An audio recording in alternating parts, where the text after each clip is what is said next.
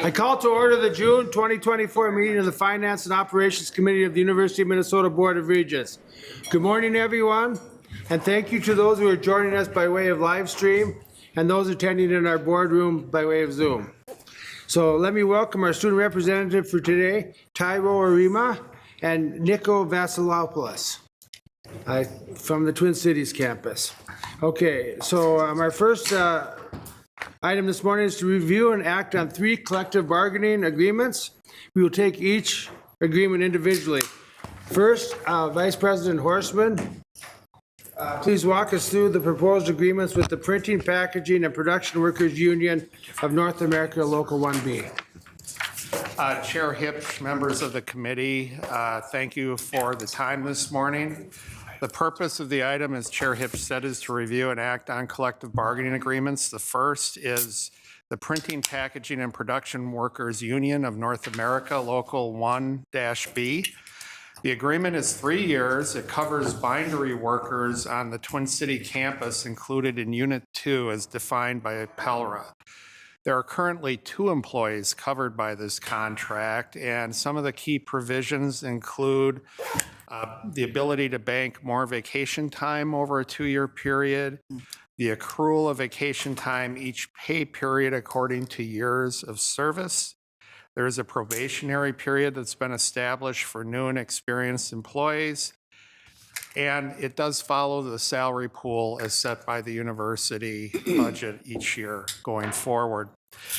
One of the more significant things perhaps is that the benefits program of the university will be adopted effective July 1st. This group had been on a multi-employer union health plan up until now, and we've discussed it in past contracts, and the following groups will also be adopting that as we go forward. So with that, I would ask for your questions and approval of the agreement. Thank you. Before we start our discussion, is there a motion to approve on behalf of the board the resolution related to the proposed labor agreement with the Printing, Packaging, and Production Workers Union of North America, Local 1B? So moved. Okay, Second. There is a motion. Is there a second? Second. Okay. Is there any discussion? There being no discussion, you appear ready to vote. All those in favor, please say aye. Aye. All those opposed, say no. This motion is passed. Vice President Horstman, please proceed with our second agreement with the Printing, Packaging, and Production Workers Union of North America, Local 1M. Thank you, Chair Hipsch. The Local 1M agreement is also a 3-year agreement, and this covers printers on the Twin City campus that are also in Unit 2 as defined by PELRA. There are currently 2 employees covered by this contract. Many of the contract provisions mentioned for 1B are the same here. They're allowed to bank more vacation time over a 2-year period. They accrue vacation each period according to years of service, and they will come on our benefits program effective this July 1st. They also will follow the salary pool as determined by the budgeting process. With that, I ask for your questions and approval of this agreement. Thank you. Is there a motion to approve on behalf of the board the resolution related to proposed labor agreement with the Printing, Packaging, and Production Workers Union of North America, Local 1-M? So moved. And is there a second? Second. And there's a second. Okay, thank you. Any discussion? Hearing none, all in favor? Aye. Opposed? Motion passes. Okay. Vice President Horstman, back to you for our final agreement with the International Brotherhood of Electrical Workers, Local 292. Thank you, Chair Hipsch. IBEW, Local 292, has agreed to a 3-year agreement covering radio and broadcast technicians on the Twin City campus. This also is in Unit 2 of PELRA. There is currently 1 employee covered by this contract. It is important to approve this because this individual does work on these meetings and want to keep him happy.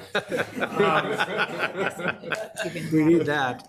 Key contract provisions include, there really have been no language changes to the CBA that has been set in the past, and wage increases will be in accordance with the employer's spring salary pool amounts for years 1, 2, and 3 of the contract. And those are the details for this contract. And before I turn it back to you, I would like to express gratitude to the representatives from these 3 organizations representing our employees and to the university representatives that came to these agreements. So with that, Chair Hipsch, I'd ask you to approve this agreement. Thank you too as well. Is there a motion to approve on behalf of the board the resolution related to the proposed labor agreement with the International Brotherhood of Electrical Workers Local 292 broadcast technicians? So moved. Second. There's been a motion and a second. Is there any discussion? There's discussion.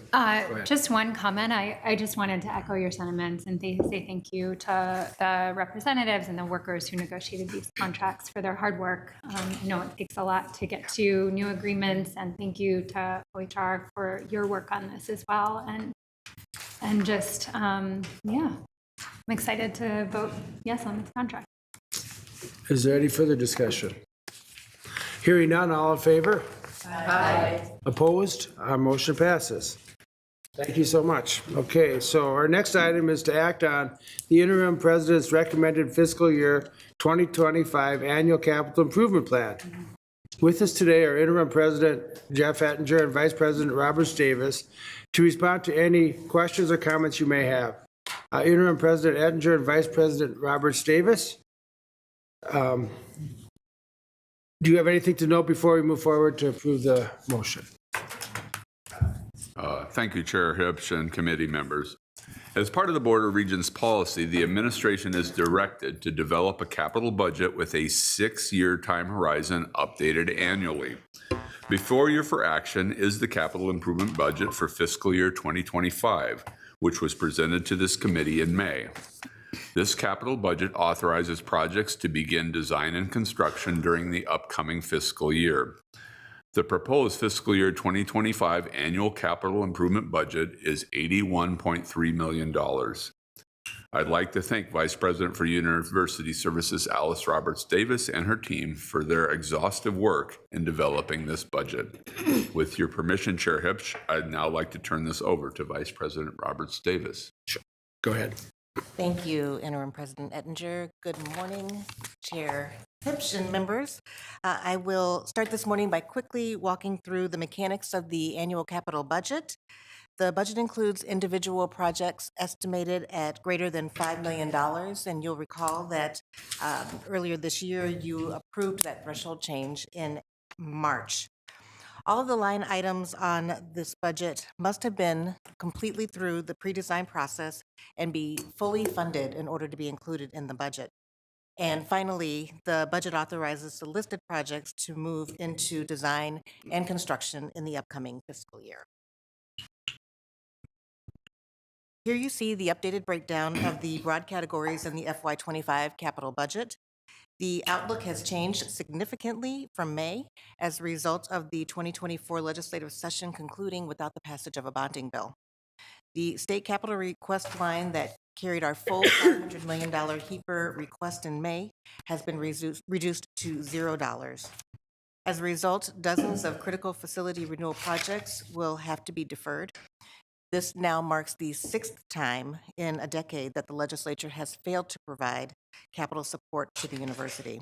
It's a troubling trend, and our backlog of needs continues to grow each year, and there just is not funding for us to offset that growth. Next, you see the university-funded projects, which are funded by any combination of university resources without support from the state. And then finally, the budget includes repair and replacement funds from the state, or excuse me, that cover a number of smaller scale projects that are recurring in facilities and that are similar to roof repairs, HVAC repairs, and so forth. There's only one university-funded project included in this year's capital budget. The IT staff relocation project will create a modern office space and 2 floors of the University Park Plaza building to accommodate the relocation of the Infotech building. As a reminder, the current Information Technology building will be fully vacated as part of the Advanced Operations Center project that was approved in last year's FY 2024 capital budget. The capital budget also includes several university-funded repair and replacement pools. These funds are used to tackle many projects such as elevator upgrades, HVAC and mechanical equipment replacement, parking lot resurfacing, LED lighting conversions, and so forth. Projects within these pools can move up or down in priority, and that would be based on their criticality, cost efficiencies from other projects that are in flight, and then remaining balances that occur when projects are complete and come in under budget. I will note that there are a number of projects that you may see added to the capital budget in June or at some point in the coming year. These are projects that we are currently working on but have not yet met the threshold for inclusion in the capital budget. This final slide provides a summary of the funding sources for the projects included in the annual capital improvement budget. This is a very different capital budget than last year when you authorized $345.5 million, including $136 million from the state. For context, the average capital budget for the last decade was $187 million, and at $81.3 million, this is the second smallest capital budget for that same period. Only FY21 was smaller at $54.1 million as a result of the COVID pandemic. So that concludes the annual capital budget walkthrough, and I'm happy to stand for any questions that you may have. Thank you. Before we start our discussion, is there a motion to approve on behalf of the board of the resolution related to the fiscal year 2025 annual capital improvement budget? Move to approve. Is there a second? Second. There's been a motion and a second. Is there any discussion?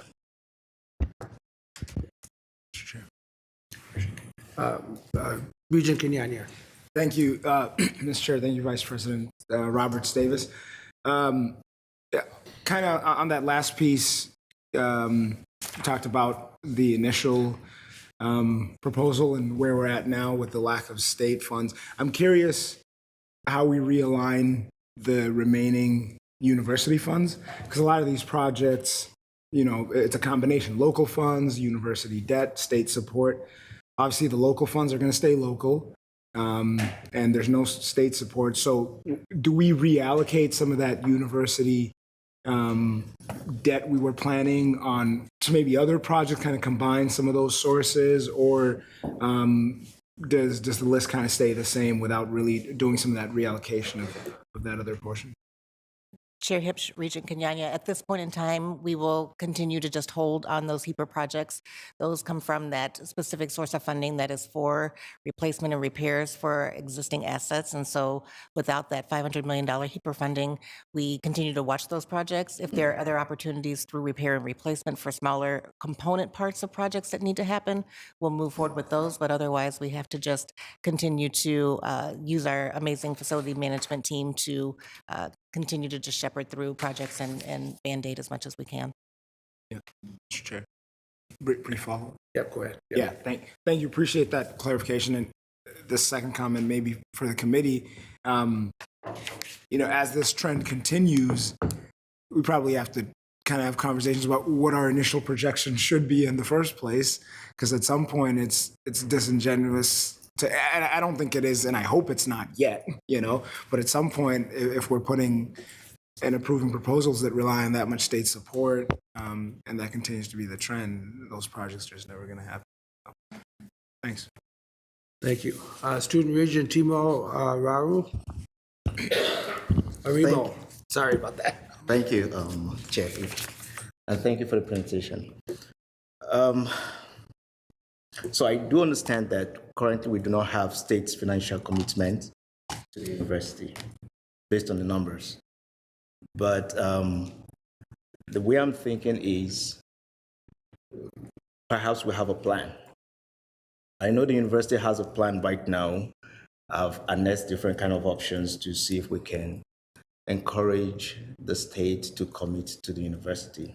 My question is, have we been able to annex some of our internal resources to evaluate the challenges we have and set a timeline for improved outcomes? For example, if you give me a 10-year plan and say, hopefully in 10 years' time, 2034, the state would have started committing to the university. Do we have something like that?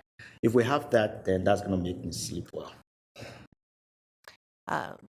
Chair Hipsch, member, we have been continuously reevaluating what our plans are. We have to somehow come up with alternative ways to fund these needs.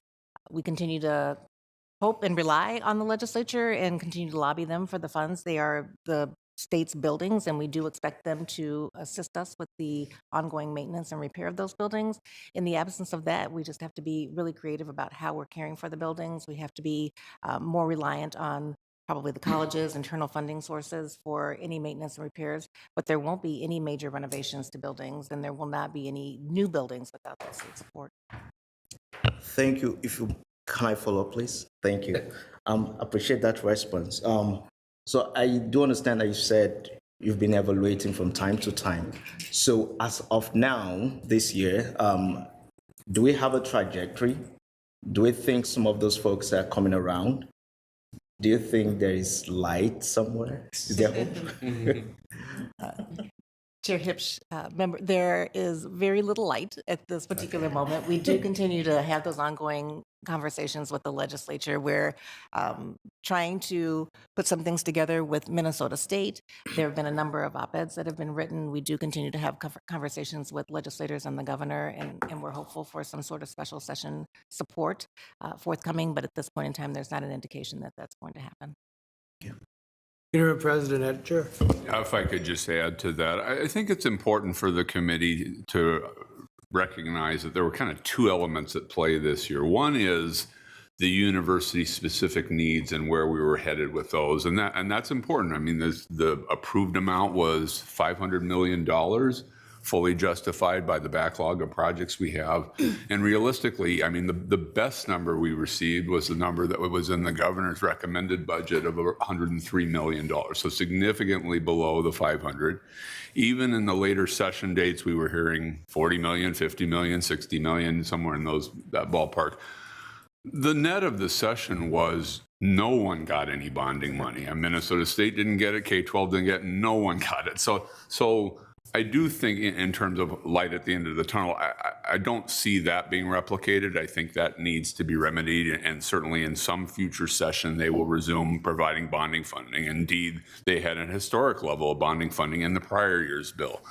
But this longer term trend of, okay, what we need and what they seem to be willing to consider for the university, that's a different story. And if it's going to be the smaller amounts of money, yes, then you really have to become resourceful for what are we going to do. Thank you. Regent Verhalen. Yeah, just to thank you, Chair Hipsch, and just to key off what everyone has said, you know, when we're thinking about planning for the next year, it's figuring out what resources we have. And if we are not going to get the state level of support for these buildings that support the University of Minnesota, which is a state institution, then we need to have conversations about, do we need to find additional funding sources for that? And as VP Tonneson will tell us, there are only so many levers we can pull in that regard. And in order to build up capital funds to support this infrastructure, that money needs to come from one of two places then. That leaves us with philanthropy and tuition. And those are really hard levers to pull for capital projects. But building up funding to do that is necessary to maintain the infrastructure that we are mandated to maintain for purposes of health, safety, and welfare of our university community. So it's just more of a word of caution and how we're going to need to think about this critically over the next couple years. Well said, Regent Verhalen. Very well said. Any other discussion? Regent Culley. Thank you, and I appreciate the thoughts, and it was a really hard legislative session and hard to come out with no bonding bill, and we are not the only ones who are affected by this. I just want to say that I think that we're doing a lot of really intentional work to rebuild our relationships with legislators, and we were coming from behind after not having a government relations team that was effectively, permanently working for a long time. But this is something that we have to continue to do, and we are still really, and I spend a lot of time at the Capitol, and we really struggle with how legislators see our requests. And I think that we absolutely need to do a better job of partnering with our faculty, staff, and students on making these requests and on making them very specific about how we're going to use the funding. And I think that there are ways that we can so this isn't necessarily just about bonding and capital requests, but I think that there are ways that we could make these requests more effective. But we have to continue working to build those relationships, because what I hear from a lot of our legislators is they're not nearly as sympathetic to the university as they should be, considering the work that we do and the incredible resource that we are for the state. And we've got to figure that out. I'll close. Go ahead, sir. Yeah. So I think the best way we can all help the university is everyone running for the House or Senate after they're done here. But starting with you, student representative, picking up on where Regent Verhalen left off, I think she painted that picture very accurately. And the other piece of that would then be kind of tough conversations about our capital portfolio and space utilization, which is already happening. And I know you guys are already looking at that, but I think those are conversations we'll have more and more, I think, going forward. Thank you, Mr. Chair. Thank you. Any further discussion? Hearing none, all those in favor, please say aye. Aye. All those opposed, say no. Motion is passed. Thank you. Okay, so moving on to our next item of business, which is action on the interim president's recommended fiscal year 2025 annual operating budget. Interim President Jeff Ettinger, Interim Senior Vice President Tonneson, and Assistant Budget Director Corinne Zewers to summarize the changes to the operating budget since our review in May. Before I turn it over to the presenters, I want to express the committee's thanks to those members of the University Committee that provided input on the proposed operating budget, which is included in today's docket materials. Now I want to turn to Interim President Ettinger. Would you like to begin? Thank you again, Chair Hipsch and committee members. Before you today for action is the recommended fiscal year 2025 operating budget for the University of Minnesota. This budget was presented to you at last month's meeting. The following day, at the board's monthly meeting, we held a public forum to solicit comments about the proposed operating budget. 18 individuals addressed the board with their thoughts on the budget. And of course, you had a number of other thoughts presented to you through your portal. The recommended and balanced operating budget anticipates approximately $5.1 billion in revenue for the coming year to cover approximately $5 billion in expense, an increase of 3.3% in both categories over last year. The budget focuses on fair pay for faculty, staff, and student employees, as well as the need to invest in student programmatic and research priorities, while also trying to actively manage rising costs, critical operations and safety needs, and stagnant state funding, as we just discussed. I will now turn this over to Julie Tonneson, our Interim Senior Vice President for Finance and Operations. Mr. Chair, members of the board, you have heard me publicly credit my team with developing the annual budget each year. And with this meeting, I am now pleased to bring one of those team members to the table to join in the discussion. I want to introduce Corinne Zewers. She is our Assistant Budget Director and a key person in pulling the budget together. She's going to walk us through a brief summary of the proposed budget, and then near the end, I will add some closing comments before we move to committee discussion. So with that, I will turn it over to Assistant Director Zewers, with your permission. Sure, yes, go ahead. Thank you. Thank you, Chair Hipsch and members of the committee for this opportunity to present for approval Interim President Ettinger's recommended operating budget for fiscal year 2025. I want to start by highlighting changes to the recommended budget between our May 9th presentation and today. The changes include an increase in funding for student aid, as well as 3 technical corrections. First, we are recommending an additional non-recurring investment of $1.4 million in aid for new and continuing undergraduate students across all 5 of our campuses. This strategic investment will provide aid for Minnesota resident students for middle-income families, those in the 80,000 to 120,000 range. We are specifically concerned about this group of students who fall just above the threshold for the North Star Promise program, often carrying the heaviest burden of debt, and are expected to face a reduction in aid under the Minnesota State Grant Program in the upcoming academic year. We have learned that the state grant program is expecting to face a shortfall in funding, which will negatively impact these students most. A non-recurring investment of $1.4 million using our promise balances will cover approximately half of the estimated reduction in grant aid these students are expected to see.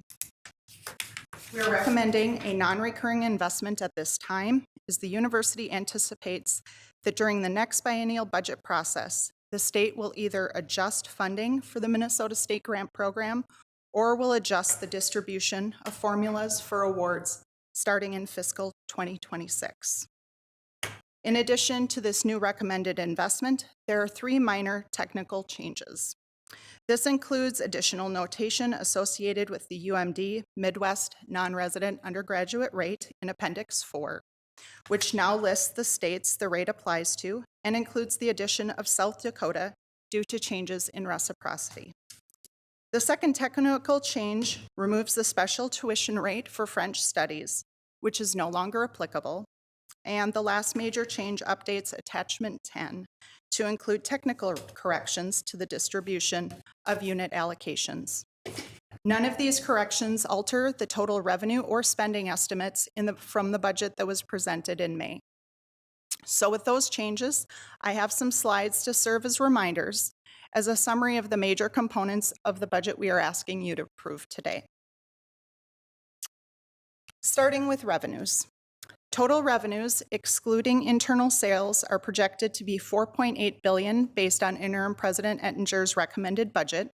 This is a projected increase of approximately $154 million over this year and distributed across the restricted, auxiliary, and unrestricted categories as pictured in this pie chart. As you can see, 37% of the fiscal year 2025 budget will come from the unrestricted state appropriation and tuition combined. The most significant increases in revenues are expected to come from tuition at $42 million, as well as $40 million in sponsored grants and another $28 million in auxiliary funds. Also notable is a reduction in the O&M appropriation of $10.3 million compared to last year due to the elimination of non-recurring state appropriations. Moving to the corresponding spending projections. Expenditures are projected to total $4.7 billion in fiscal year 2025, which is an increase of approximately 3.3% over the current year. Our projected expenditures are displayed here by object of expenditure category. The distribution across these categories does not change considerably from year to year. Compensation remains our number 1 expense. We are a people place with over 61% of our expenditures on salary and fringe. The 3 largest categories of compensation, student aid, and general supplies and services are projected to make up 86% of our spending in fiscal year 2025. Next, I would like to briefly discuss the framework funds, focusing on the state appropriation and tuition, and the decisions the university is recommending to you for approval. The largest incremental change in resources will come from a rededication of existing revenues and balances, as well as projected growth in non-framework revenues. The $37.5 million noted here includes $17.5 million of internal budget cuts and reallocations, as well as $20 million in other revenues from both recurring and non-recurring sources. Recurring sources include revenues such as tuition coming in above budget for the current fiscal year 2024, and increases in indirect cost recovery revenue. In addition, this also includes $2.8 million in one-time unit balances that are proposed to cover recurring costs for 1 year, as a bridge to units' future revenue increases and savings. The $6 million in central resources noted on the table proposes the use of one-time funding from central reserves to help offset what would have been deeper cuts for the Carlson School of Management and the Duluth campus. The second largest incremental change in framework resources for fiscal year 2025 is from tuition at $42.2 million. This includes new revenue generated from the proposed rate increases, including an increase of 4.5% for resident and 5.5% for non-resident students on the Twin Cities campus, a 4.5% increase on the Rochester campus, as well as a 1.5% increase on the Crookston, Duluth, and Morris campuses, and various changes to the professional and departmental master's rates. Other changes in tuition revenue are driven by changes in enrollment and new surcharge revenue for several Twin Cities colleges and the Duluth campus. In addition to unit-level resources and tuition, 2 additional recurring resources are proposed to help balance the fiscal year 2025 budget. This includes the $9 million in operations and maintenance funds we set aside last year to help balance this year's budget, which we've discussed several times over the last year, as well as $4.5 million in funds that were originally established as a revolving fund for one-time strategic investments that we now propose to dedicate to fiscal year 25 recurring costs.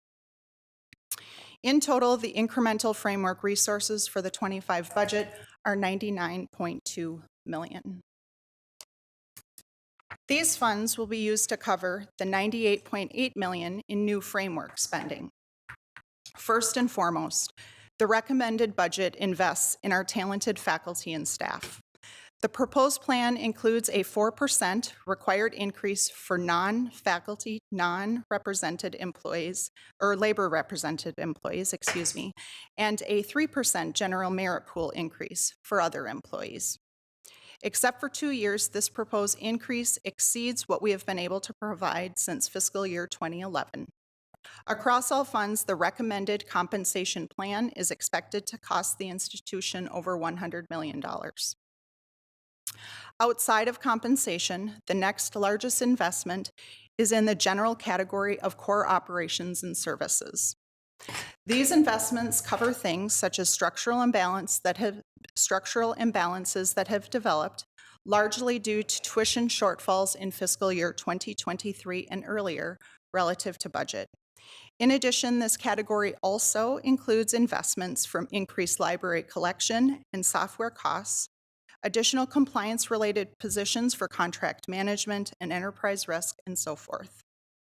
The recommended budget also includes $18.1 million in program enhancements and student aid that are included to maintain excellence. The largest unit investments in this category include the direction of discretionary funds in the greater Minnesota campuses and Twin Cities colleges to meet the growing student enrollment and evolving needs of student support and services. The third category of investment addresses projected tuition shortfalls for the current fiscal year, 2024, for 14 units. These are budget to actual shortfalls.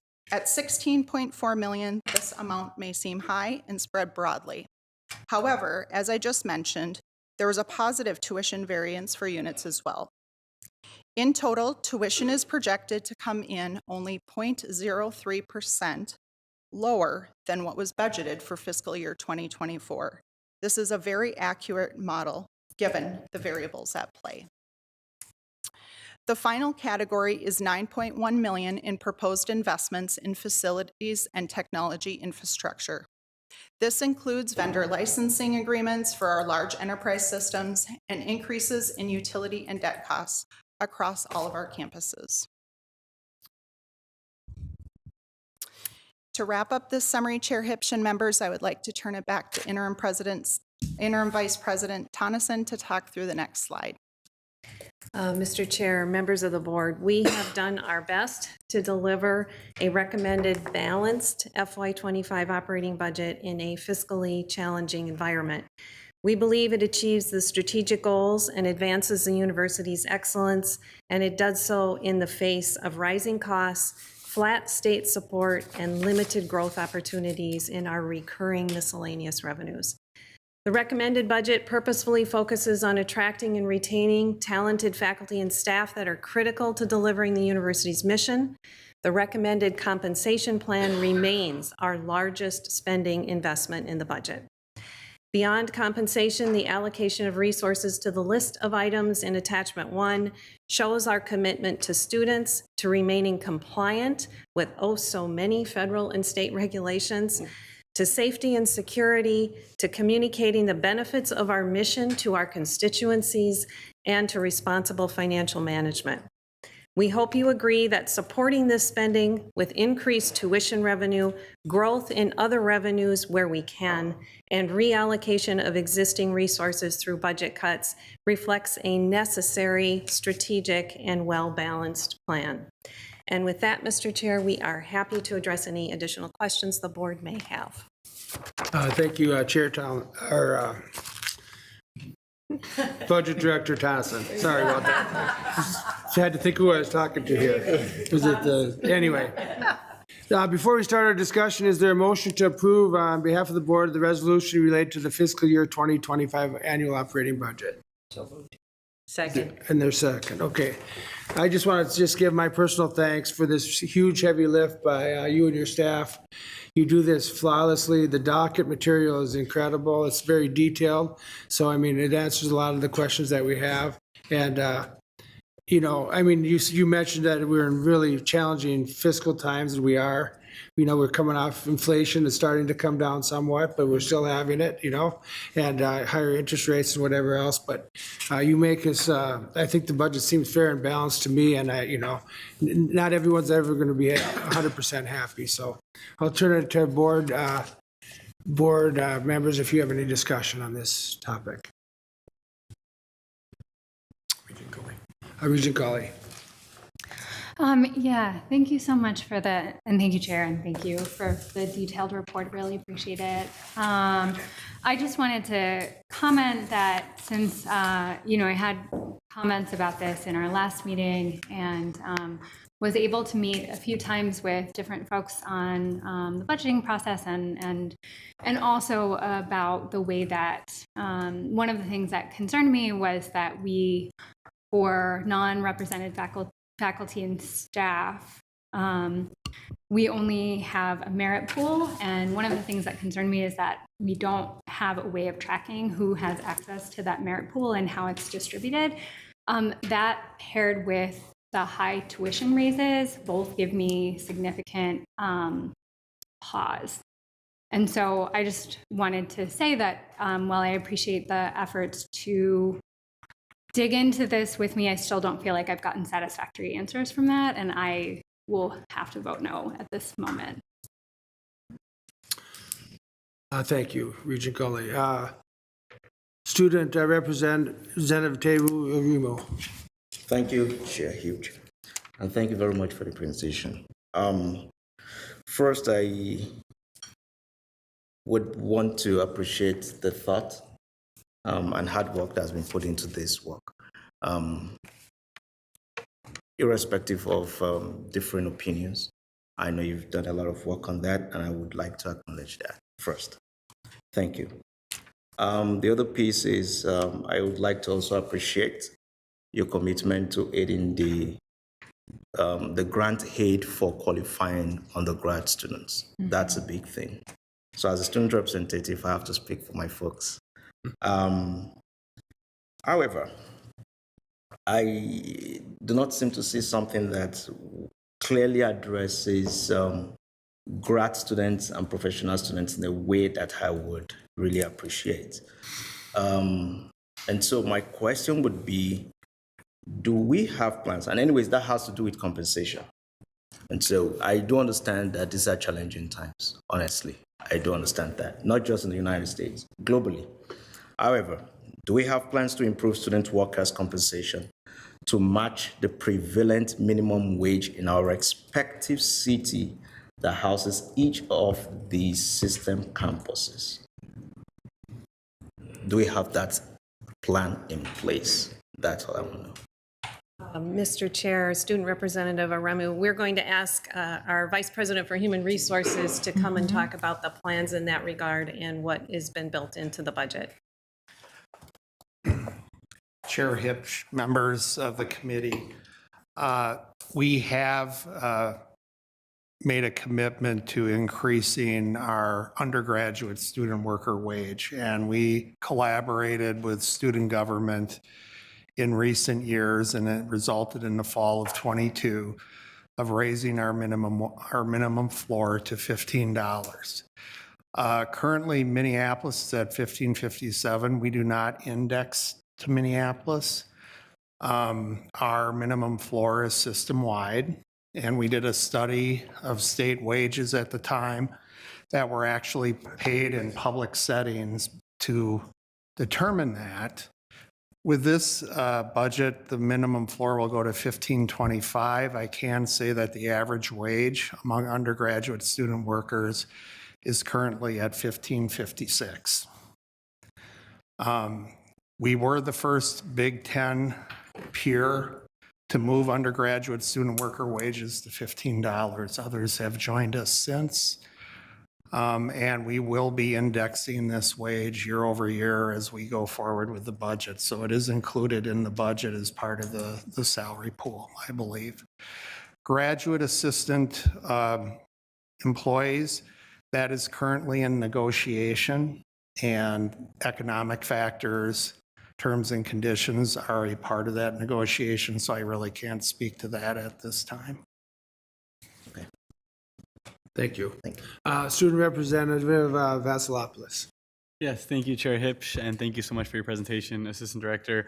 I also wanted to highlight and speak on the addition of non-recurring funds for student aid, and my fellow student representative took the words out of my mouth. So I wanted to highlight and commend that addition. I know that in speaking to my fellow students, tuition increases that we've talked about and will continue to talk about, plus increases in housing and groceries, affect students across the state. And so I know that this will be really impactful, and there's still work to be done, but I just wanted to highlight that addition. Another question to sort of consider, maybe not for right now, but a reply to the student minimum wage. I'm sort of curious, and I'd be interested in how other systems across the country index for minimum wages on the decision to have a system-wide floor. I'm curious if other systems do a similar thing, or if different campuses have different minimum wages. Just because I know Twin Cities campus and the Minneapolis minimum wage pays in effect, and that's different than minimum wages where other campuses are. So I'm curious on if in future years we want to continue doing the same way, and what other systems do across the country. Just something to think about. Thank you. We can talk about it now.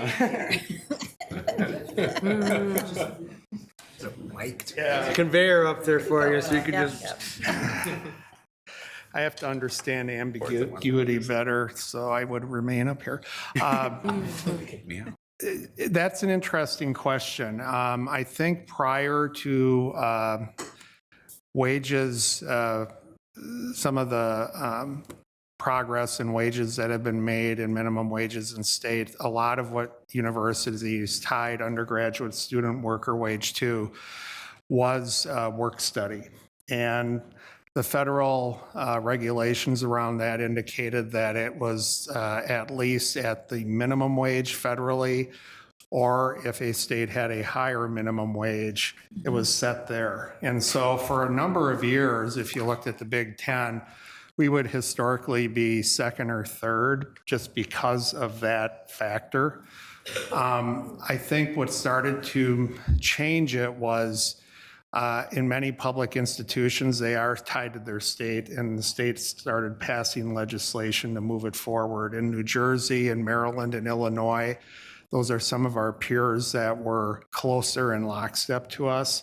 And they actually did it gradually over 3 or 4 years where it moved toward 15.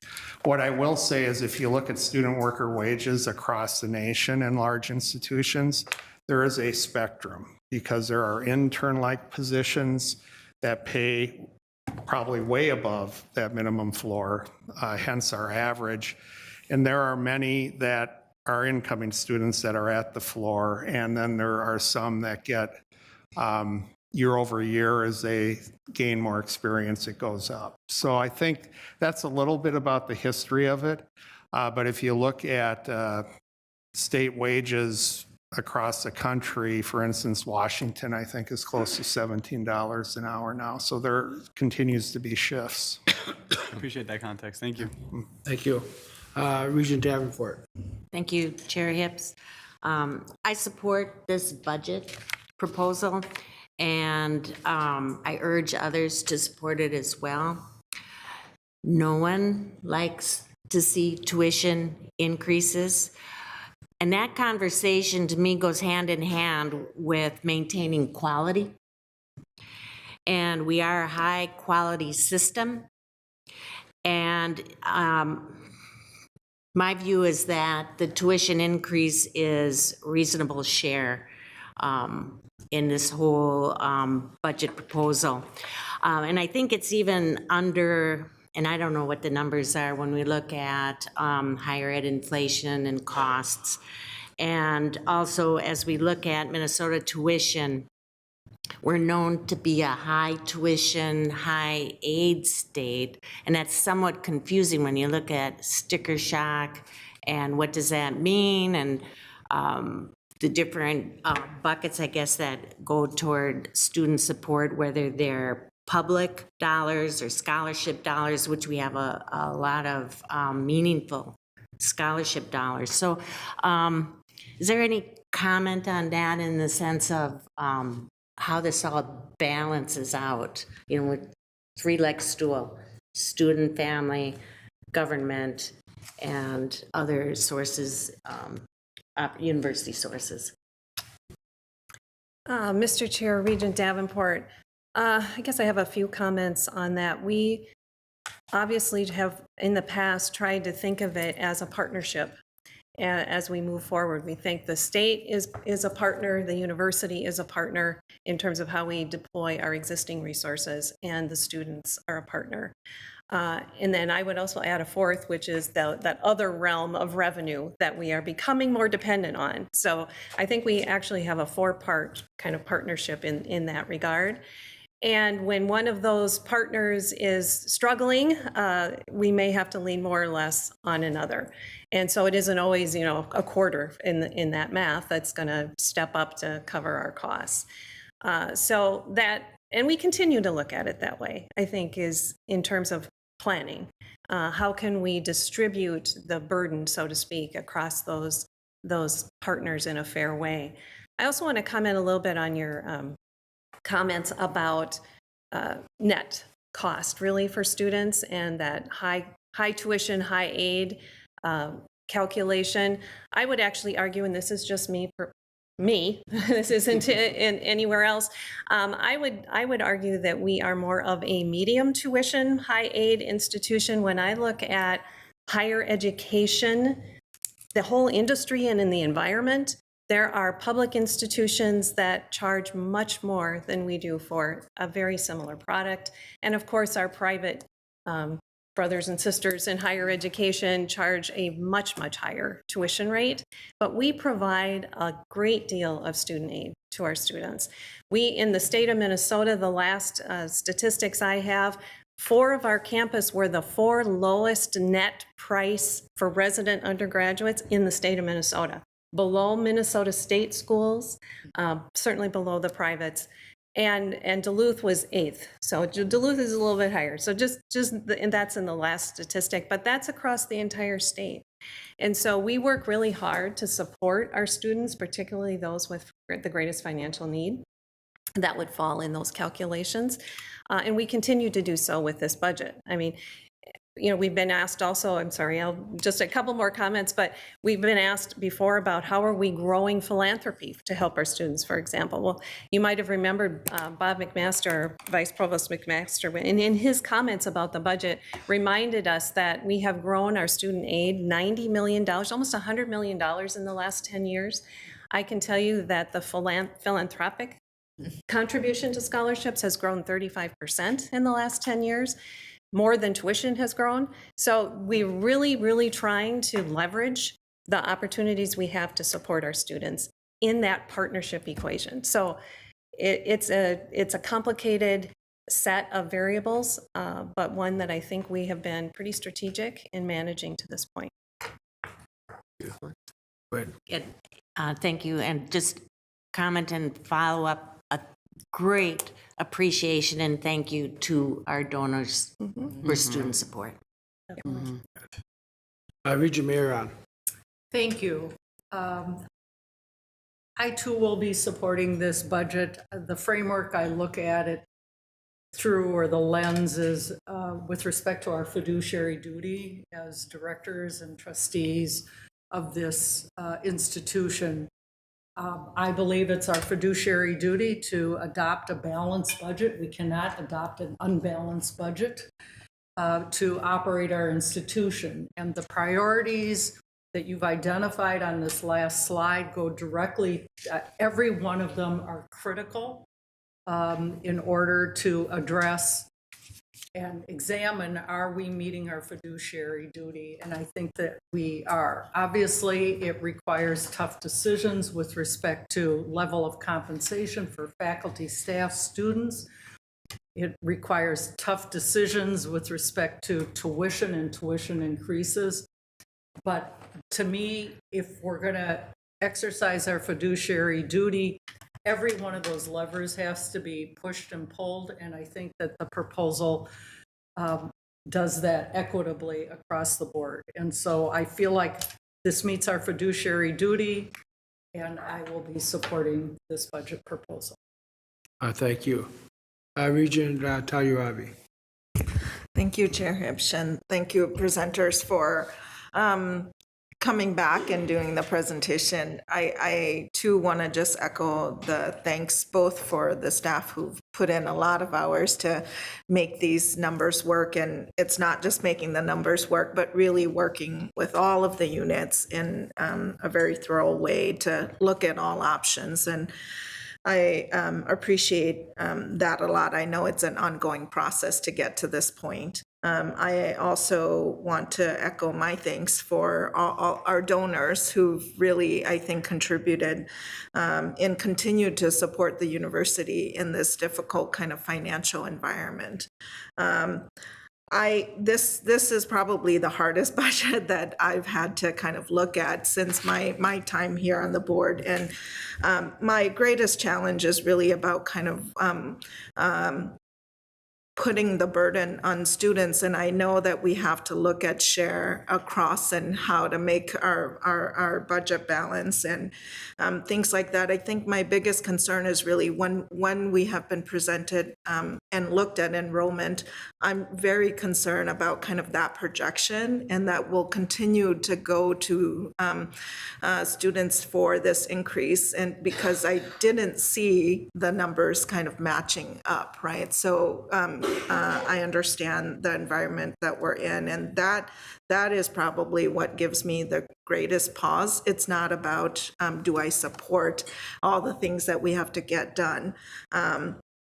I just think it's hard to see the numbers, and certainly, you know, the greatest attraction to the university is really here on the Twin Cities campus, and I think that that's fantastic. We want to maintain that, but also there's work that we have to do to be able to make sure that all of our state recognizes that our students' success here really benefits our whole state and our world. And in order to do that, we require an excellent institution. So I'm really struggling because I want to support, what's being presented, and yet I'm really struggling with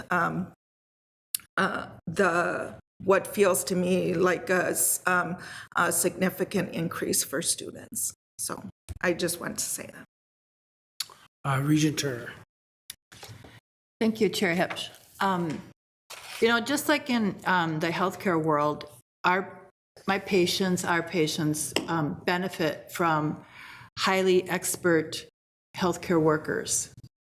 And it's the same in higher ed, is that our students benefit from having top-notch people and at all levels, all the way from the deans of the colleges down to the people who clean the buildings, et cetera, are people who take care of and administer to the students.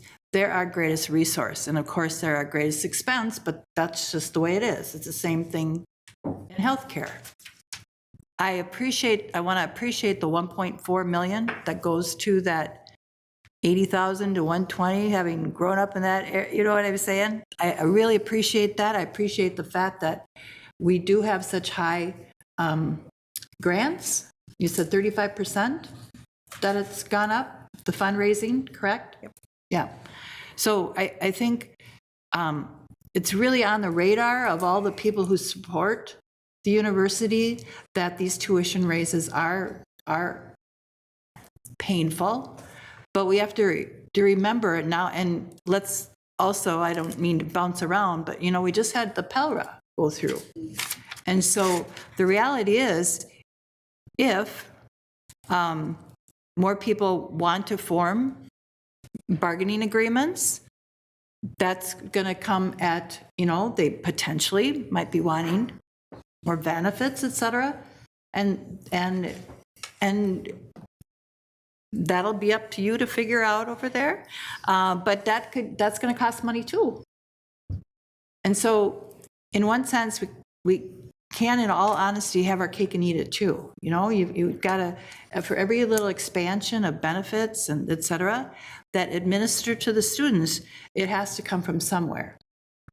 Now, am I really upset that our state keeps abdicating their role year after year? You bet. And I hope they're listening. Because you talk about workforce, and this is the other thing. We were just in the health committee where we're working on strategic ways to get more people into our colleges, going to the high schools and the junior highs. So we have active plans with all of the health sciences are all working together with fantastic ideas to get more students in and to improve our workforce. And that will hopefully ultimately improve our student enrollment. And so I'm just trying to look at this realistically. And you talked about the four-legged stool or the three-legged stool. Anyway, one of those legs didn't come through. One of those legs didn't come through this year. And we would have had a whole different conversation if they would have come through. But they didn't. And that's the reality. Thank you, Regent Turner. Regent Tad Johnson. Thank you, Mr. Chairman. I'm, like everybody else, I think nobody wants to raise tuition here. But as Chair Mayeron noted, we have a responsibility to keep the university going, and we have a fiscal responsibility to make sure that it keeps moving in a good way. So I'm glad for a couple of things that the University of Minnesota Duluth and Morris and Crookston are getting a smaller increase. Also that the state, a good thing the state did was provide for the Promise Tuition Program for Native Americans, and also grateful to the donors out there that are contributing so much to the students. But in spite of all the downsides of the budget, thank you for your hard work on all of this, and I will be voting for it. Thank you, Regent Johnson. Regent Fairhaven. Thank you, Chair Hipsch. And I want to echo Regent Turner's comments and Regent Johnson's comments, Regent Tad Johnson's comments. As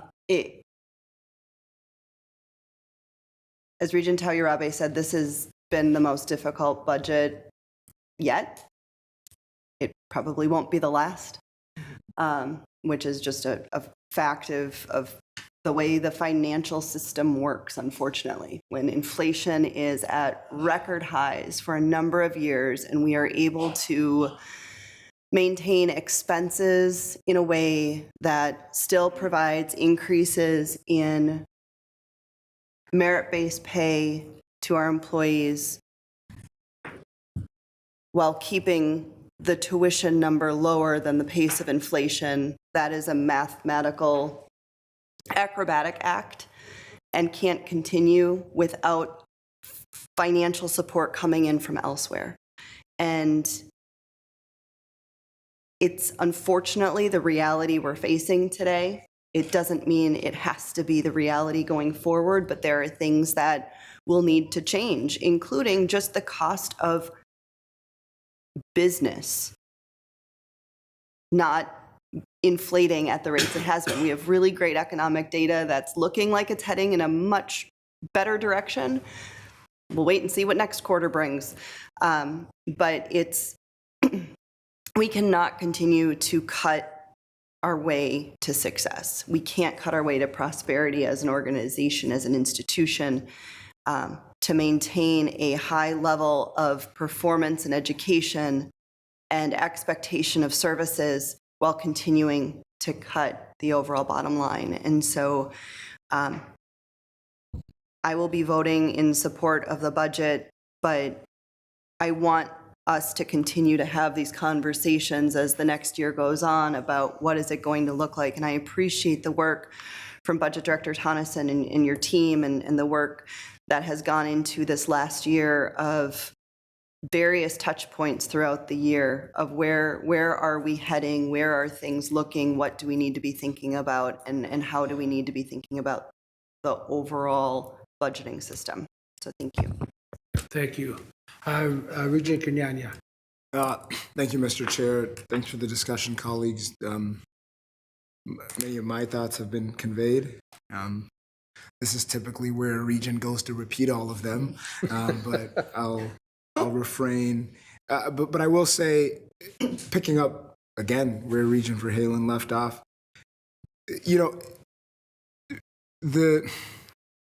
we probably had a similar conversation last year, and in a year from now, probably be about the same.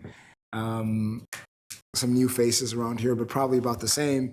And I think that's what she was getting at, that in between now and then, there's some other strategic conversations that, have to be ongoing. The board's obviously going to be starting to explore with our new president the next strategic plan. I think that'll be a key part, but it's asking questions about what offerings do we want to have, what do we want to be known for nationally, and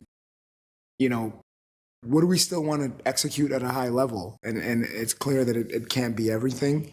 So again, those comments are not limited to this budget, but just to say that I think we have to, and we have those conversations already, but be more intentional and perhaps accelerate them even. Otherwise, we're just having this same one next year, and like, oh, surprise! The levers haven't changed, Vice President Tonneson. So definitely encourage that. And then I would also comment, particularly thinking about students. A lot of the feedback we hear, from tuition, obviously number one, but more broadly, we hear about cost of living and quality of living, I would say as well. So I would encourage us to continue what we've done in the past, but as some of these changes in tuition are necessary, identifying some key investments that can address some of those other things we're hearing, which obviously partially funded by that tuition. Obviously, tuition increases are mostly about just continuing to deliver mission. But if we can identify some of those key things, and off the top of my head, like I know on this campus specifically, we've been hearing for a decade that it's a food desert, right? So in the next budget, in the next year, if we take out key investment to address that, to I don't know, and entice a grocer, however that works. I'm not saying that mitigates the tuition raise, but it's hey, this is the reality, like Regent Turner pointed out. But we're still being responsive to student needs, of which tuition is a key one, but it's certainly not the only one. But thank you, and I will be supporting the amendment. Thank you. Well, that concludes our discussion. So it appears you are ready to vote, and it was a great discussion, and I appreciate everybody's comments. So all those in favor, please say aye. Aye. All those opposed, say no. No. No. The motion is approved. We will now take a 10-minute recess, and we'll be back at 10:55. Thank you.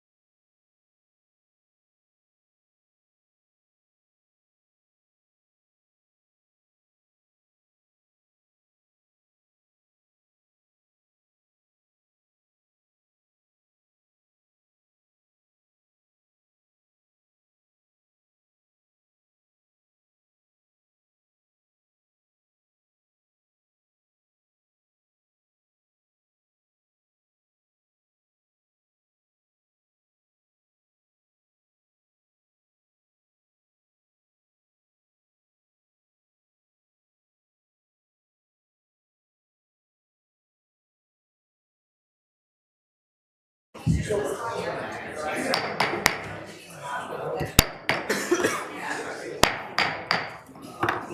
guys. Okay, I call the Finance and Operations Committee meeting back to order. Our next item of discussion is a discussion of the Peak Initiative with Vice President Horstman and Interim Vice President Volna, and they will provide us with the progress update. Welcome and please begin. Thank you, Chair Hitch, members of the board. We're happy to be here today to provide you an update on the Peak Initiative. We were back in December. I think we did an update. In February, we came to you with some information. And since then, a lot has been going on. A lot of work has been completed on Peak's initiative since our updates, and we appreciate the opportunity to again update you. I'd like to start by thanking the board for your support of this project. It's an important initiative. The discussion you just had previously about the budget, I think, puts a little bit of framework around why we're doing this. Today's discussion will cover just a brief refresher on Peak, what it is, what the purpose and value is, progress and continued learnings from Phase 1, Phase 2 implementation update, information about the ongoing shift in Huron's role in the project, next steps, and of course, we will have time for questions and discussion. Next slide, you're there, thank you. So like I said, it's been a little while since we've updated you, and there are lots of things competing for your attention, so we appreciate a little bit of time to update you. And to refresh your memory a little bit about Peak, the Peak Initiative is a strategic transformation in how we administer critical services across human resources, finance, information technology, and marketing and communications. The purpose is to create value for the institution across our collection of academic and administrative units, as well as for the individual employees. This will be accomplished by delivering services through consistent practices, promoting efficiency, creating opportunities for career growth, while better managing risks. For the people involved, it'll create opportunities for growth and specialization within newly created functional teams and scale service to support flexibility, enhanced work-life balance, and remove bottlenecks.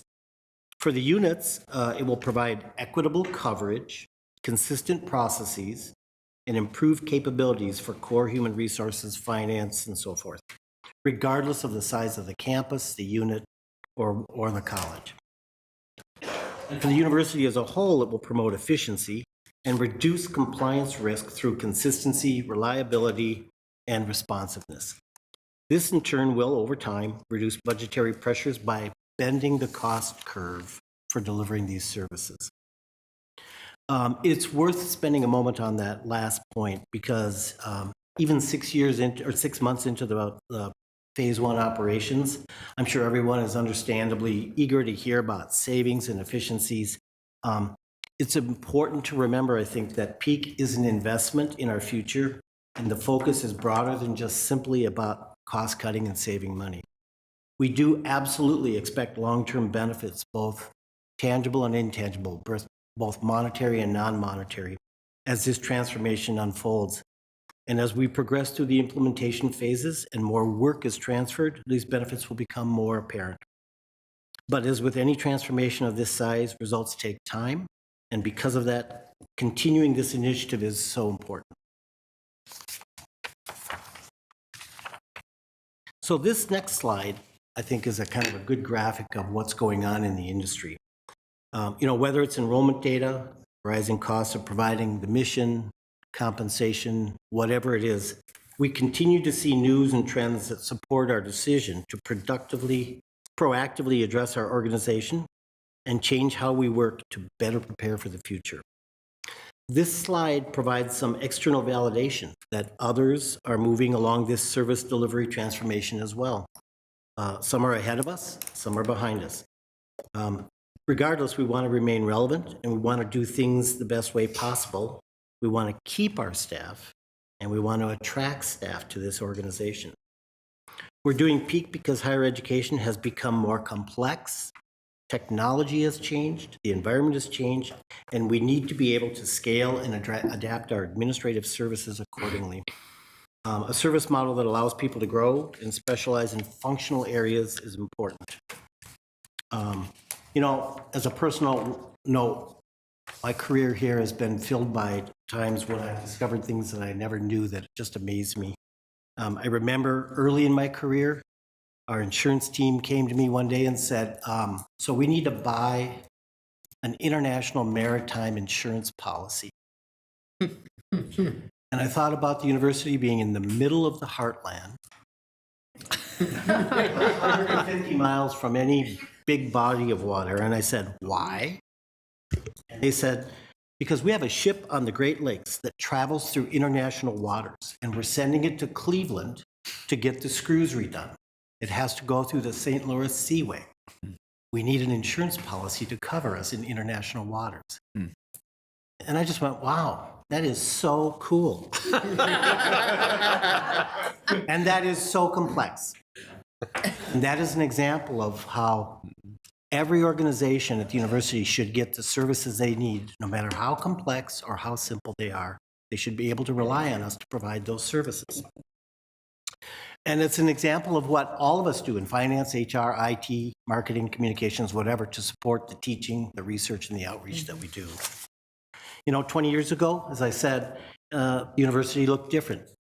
People did finance work or HR work or IT work or Marcom work or whatever, and they became good in it. But as complexity, scale, size has grown at the institution, and as our budgets continue to be lean, we have asked people to take on more. And so one of the things we've learned through the Huron study is that there's a lot of people that wear many, many hats. And they're good at some things, but they never develop the opportunity to get good, really good at the things that perhaps they really want to do. So the service model that we're talking about should deliver both the high volume services and the highly complex services as seamlessly as possible. The important thing about Peak is that we want to make these changes from a position of strength now rather than defensively from a crisis, let's say, that comes up. So, how's it going? We're now working with our phase one partners through our first full year of the new service model and addressing all of the annual cyclical things that you will find at a place in the course of a year. Such as closing out the fiscal year in finance, academic year hiring changes for HR and enrollment marketing, and on and on. When we last updated you, we'd begun delivering services for phase one campuses, colleges, and units. We had just been a few weeks into it. Today, I can tell you we are making great progress. This slide gives you just a few examples of the successes and how the new service model is performing relative to some of our key performance indicators. Over time, we will have more context and more insights to bring back to the board, but here are some just examples and highlights for 6 months in. Responsiveness and speed to completion is going well across all of the functional areas. In finance, more than 90% of transactions are handled in less than 1 day, and 99.8% of service requests are executed within the agreed service standard timeline. Through our new processes, we've identified opportunities for improvement, for example, like helping a phase one unit eliminate quarterly retroactive payroll distributions, which is basically a correction you do after you do it the first time, thereby eliminating unnecessary work. In HR, the talent acquisition team has decreased time to fill positions by 43% for phase one units. And the leave of absence team helped more than 2,300 employees take their leaves during FY24 as the new model rolled out. In marketing and communications, the work looks a little different, but within their first 4 months of operations, they are engaged in projects with all phase one units and helping elevate some strategic capabilities like analytics through new dashboards. And in IT, the work is centered around creating new opportunities for technologists to work deeply in the enterprise environment. The virtual teams concept has been scaling, and we're now investing in partnership with OHR in a talent marketplace tool that will be piloted and will help employees with internal mobility. This pilot will be implemented for IT first and then for the HR community. That project is just getting underway, but we are excited to come back and talk to you more about how it's going. As I mentioned earlier, over time, we will find efficiencies in our operations centers and service model. It's early days, but so far we've seen decreases in the need for corrections for HR work. Countless process improvements have been identified and implemented since going live. And the talent acquisition team, as I mentioned, has developed many built-in automated offer letters as an example. Of course, I think it's important to acknowledge that a change of this scale and this complexity is challenging. And we're asking people to work through a lot of uncertainty and ambiguity. That's all to say that it hasn't been 100% smooth. We've heard concerns from phase 2 units now as we're going out to talk to them about understanding the impact and the benefits of these changes and the timing of the impacts. We also know that because of how work is currently aligned in units, the new peak service model will require consideration of how the change impacts both the units and the people left in the units, as well as the people that will be coming under the new service model. One of the lessons learned that we are implementing is that I've identified these things, and we are committed to engaging with the unit leadership and experts to learn and develop solutions in a balanced way that respects the work that will continue to be done in each unit, as well as the expectations for the peak project itself and the people that will be coming under the new service model. And now I want to transition to Ken, and you can take it from here. Thank you, Mike. The service transition is important, but peak has been more than about services since the beginning. It's also about our people.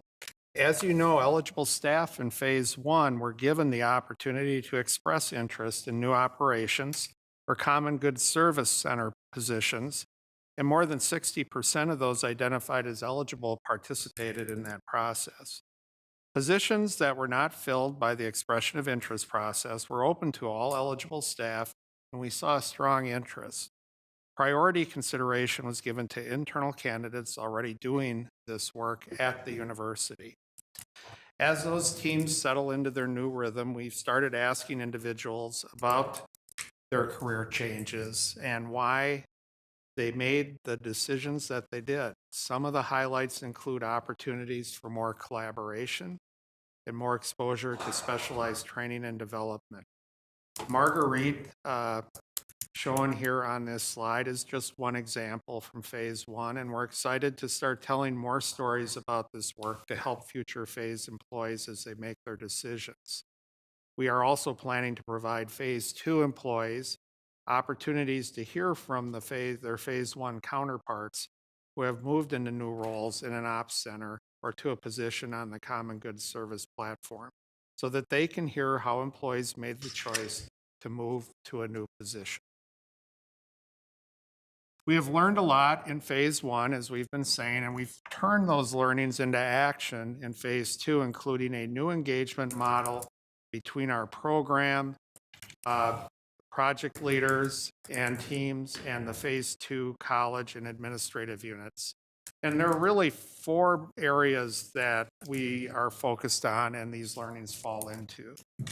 First, there is more partnership, and this is visible in phase 2 onboarding meetings and kickoff events that happened early in the phase 2 process and did not exist really in phase 1. There are also new key roles for leadership in phase 2, both in the project unit, the central units, as well as the transition phase 2 units with leads for transition, for change management and communication. There are regular meetings for the leaders as well as the full teams on critical matters. Senior leader touch points before significant program milestones, such as the responsibility tracker, the expression of interest, and service transition, are important and are scheduled and are occurring.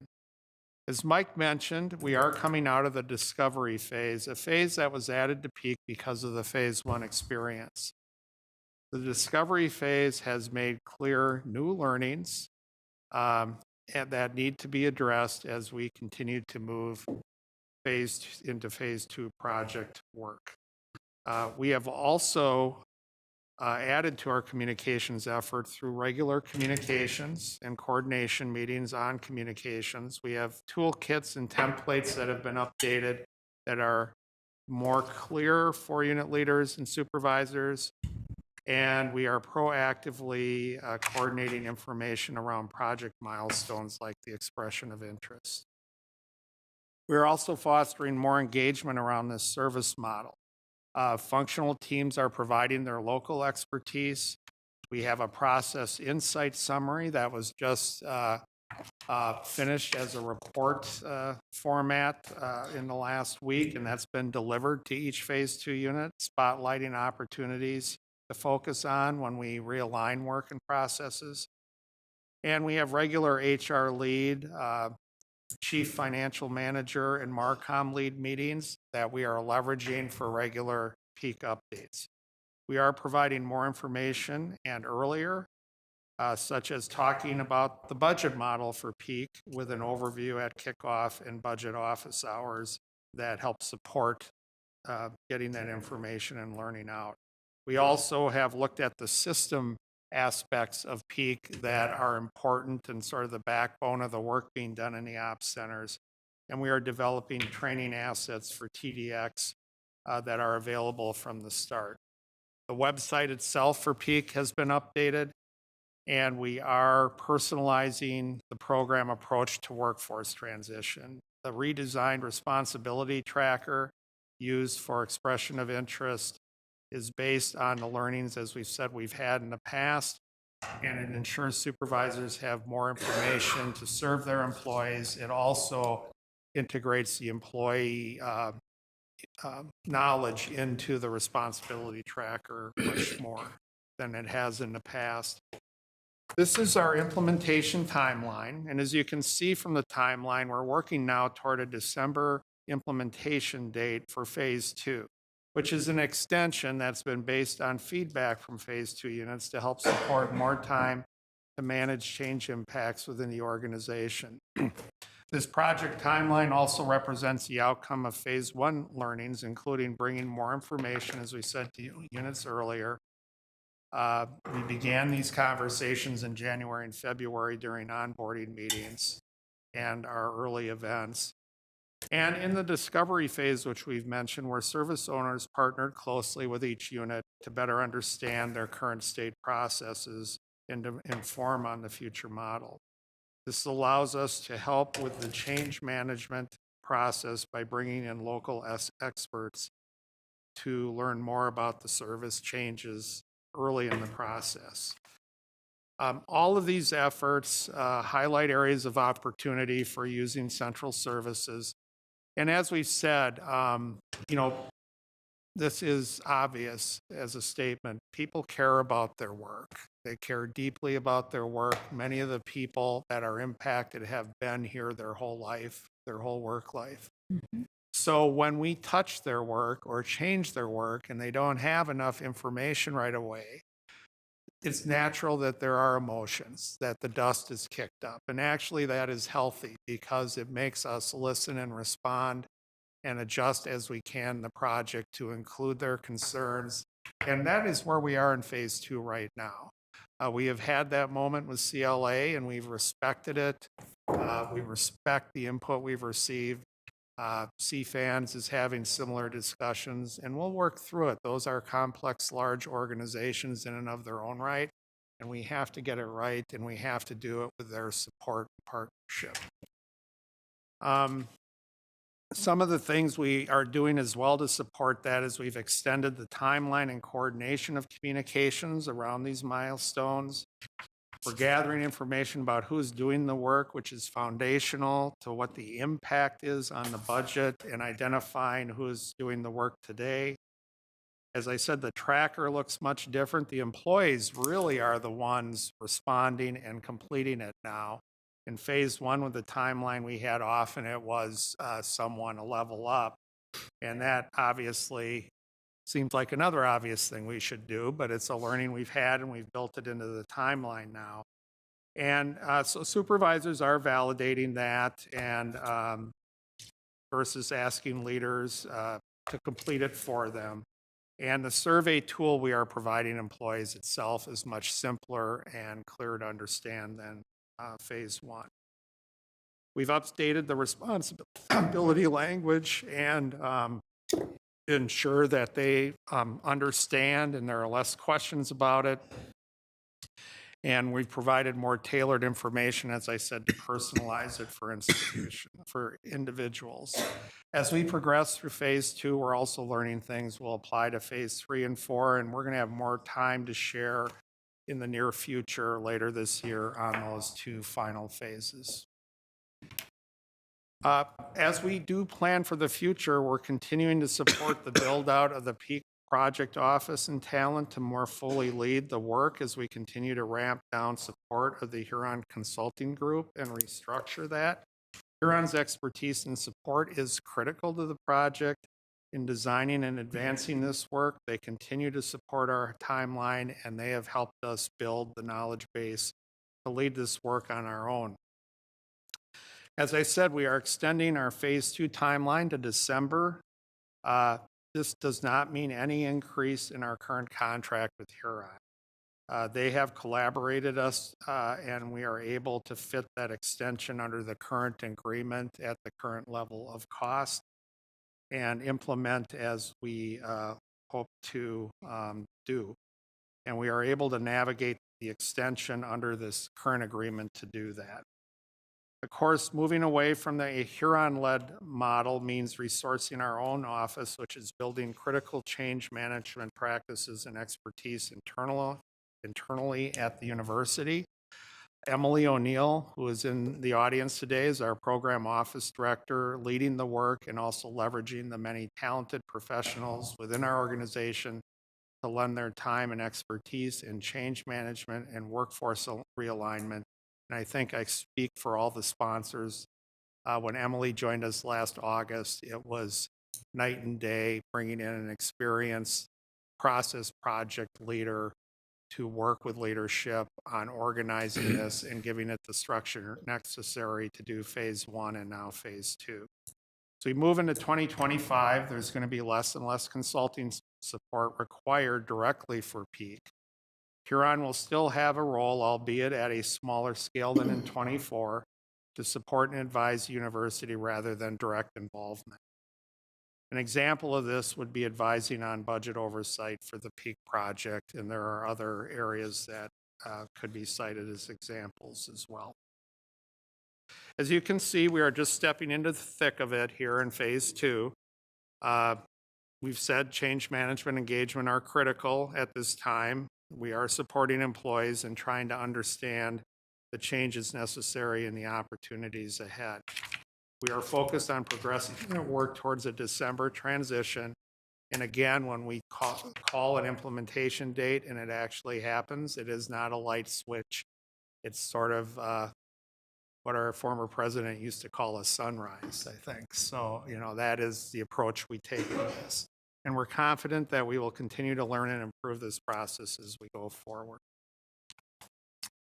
I want to end with our highly regarded provost here who joined our kickoff meeting this year and really had a meaningful impact and impression on the people attending as to the purpose of this work.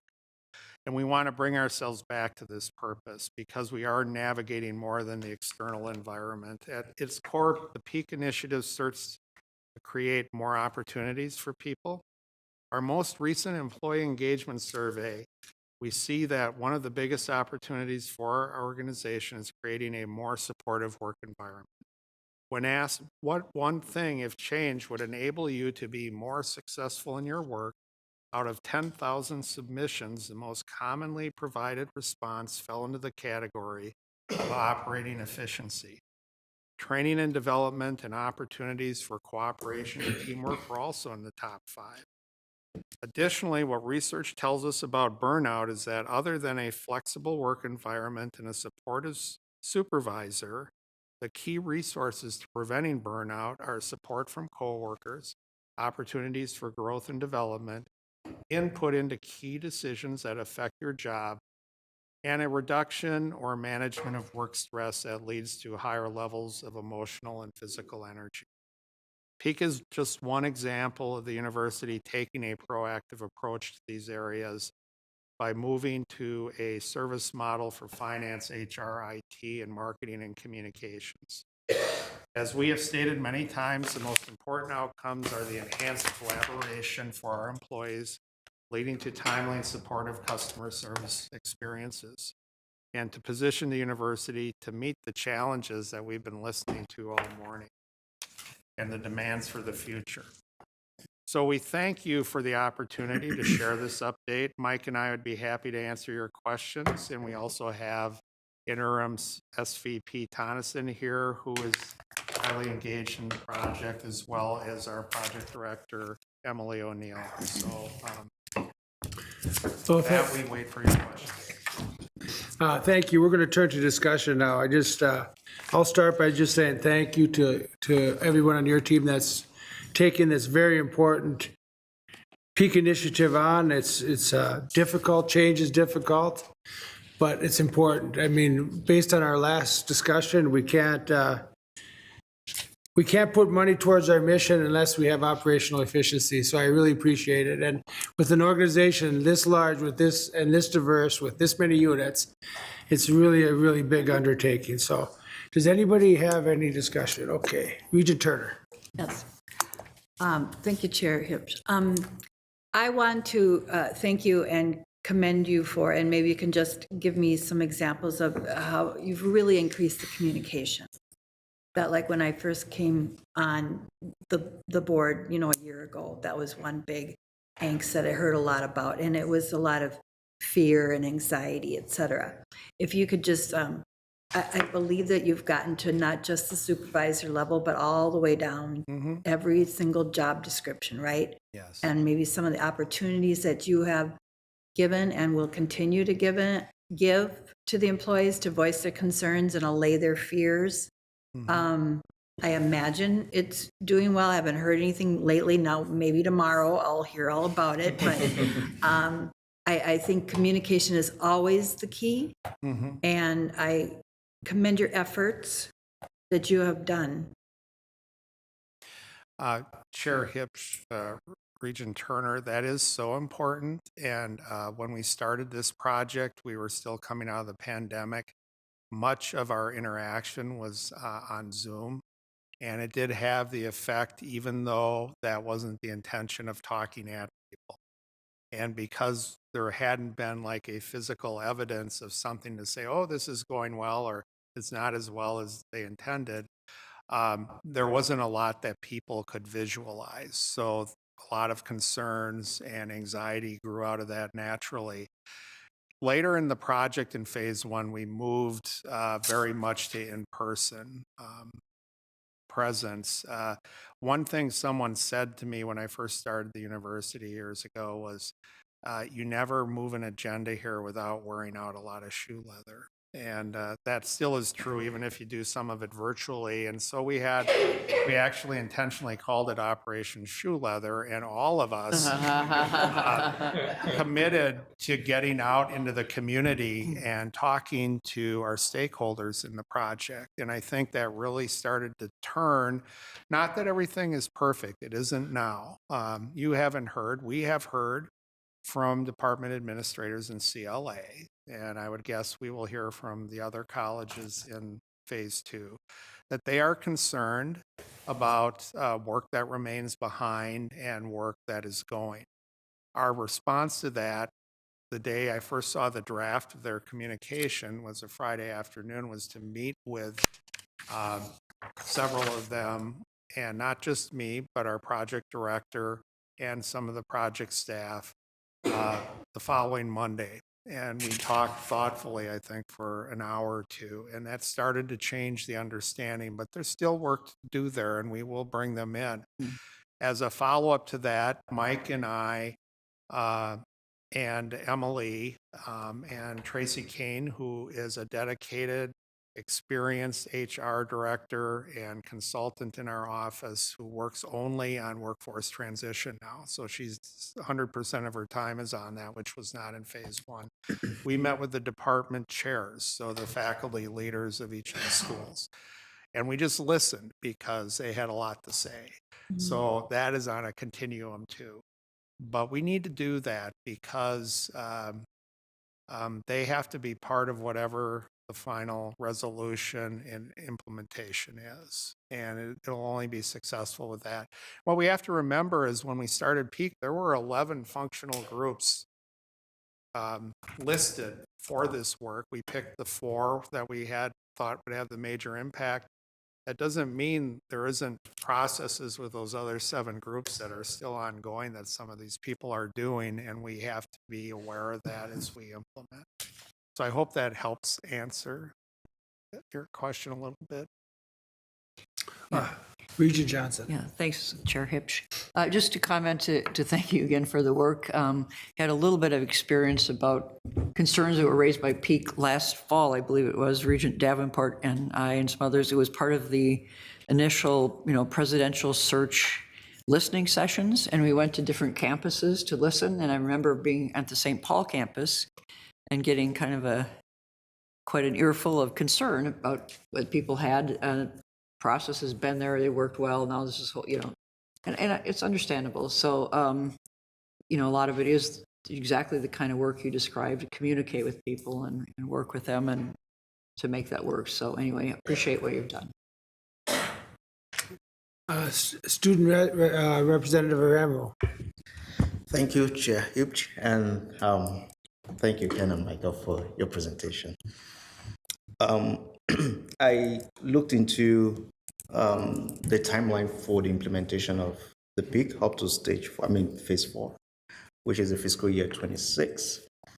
And I did heard someone talked about how employees, how much they feel safe and valued as contributors in this institution, as stakeholders. And I do understand, or I do acknowledge that the board has a policy on employee performance evaluation and development. And beside, there is also the 360 degrees review process for senior leaders. But there's something that's missing anyways, which I hope that can be implemented. Do we have, or it's a question now, do we have a mechanism where employees, subordinates, can review their supervisors? We're trying to improve operational excellence or efficiency. So it's a two-way traffic. Review process in the HR stuff is there. I know that senior employees, supervisors will review their subordinates, but it has to go the other way around, so that the 360-degree model is implemented across board. Well, that's a developing discussion that I'm willing to share with you later on. But I just want to see if it's part of your line of thought. Otherwise, if it's something you might be willing to consider. Chair Hipsch, Student Representative Aremo, that is an interesting concept that exists and then doesn't exist in many different entities. Where you will find that in aspects of that is in our engagement survey, the climate survey that was just implemented. There is a lot of information that speaks to a college's or a department's supervision in there. And it does require follow-up discussions with employees to get to what the issues may be that we can address. We also, in the 360, does include, it can include not just feedback from peers and managers, but also those that report to the individual. So that is possible. In addition to that, there are aspects of our performance management process that allow for that kind of input depending on if the employee being reviewed or the supervisor and their manager find it as necessary. But I would be very interested in hearing your thoughts and what you have experienced and heard from the phase 3 or 4 groups that can inform how we would address that in the future. I'll set up a meeting with you later. Thank you. Thank you. Well, I think we're going to end the discussion there, and appreciate it. And if you have any other questions for the two presenters, feel free to reach out to them, and I'm sure they'll answer your questions. So thank you. Thank you. Next, we will review the campus plan for Rochester. And here to present the plan is our Chancellor Lori Carroll, Director of Planning Monique McKenzie, Chief Sustainability Officer Shane Stennis, and Greg Havens, Principal with Sasaki Associates. With that, welcome. Please proceed.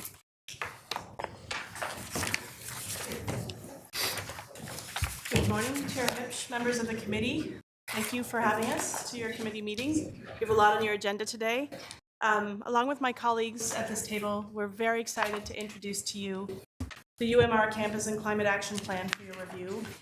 UMR is the second of our campuses throughout the system, so we're at a halfway point. Each experience we have is quite different because each campus is quite different. So at this point, I'm going to say a few words, and I'm going to turn it over to Chancellor Carroll to take us through this opening comments for you. I'm using this graphic really to give you a description of how we approached crafting these plans. We are here talking about the campus plan. That is your formal review step. We are also talking about the climate action plan. We really took on the idea of an integrated and holistic framework to do this work.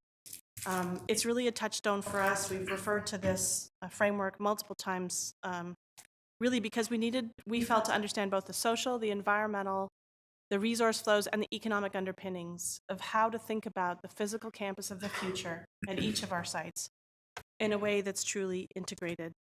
It guides our alignment with system goals and with campus strategic goals. So I just wanted to give you that framework because it is something we've used commonly across all of the campuses as we've gotten underway. And I do want to take a moment before I hand it over to you, Chancellor Lori, that with the perspective of completing 3 different campus and climate action plans since 2021, so we've been rather immersed in this, I can say without hesitation that UMR's unique programs, partnerships, and the community context it sits within open up exciting and possibly highly non-traditional opportunities to influence change to the physical campus. So we're pretty excited about that. Long-term planning is quite a journey. There are many reasons for this distinction. You'll see them throughout the presentation. But without further ado, I'll turn it over to you, Chancellor Carroll.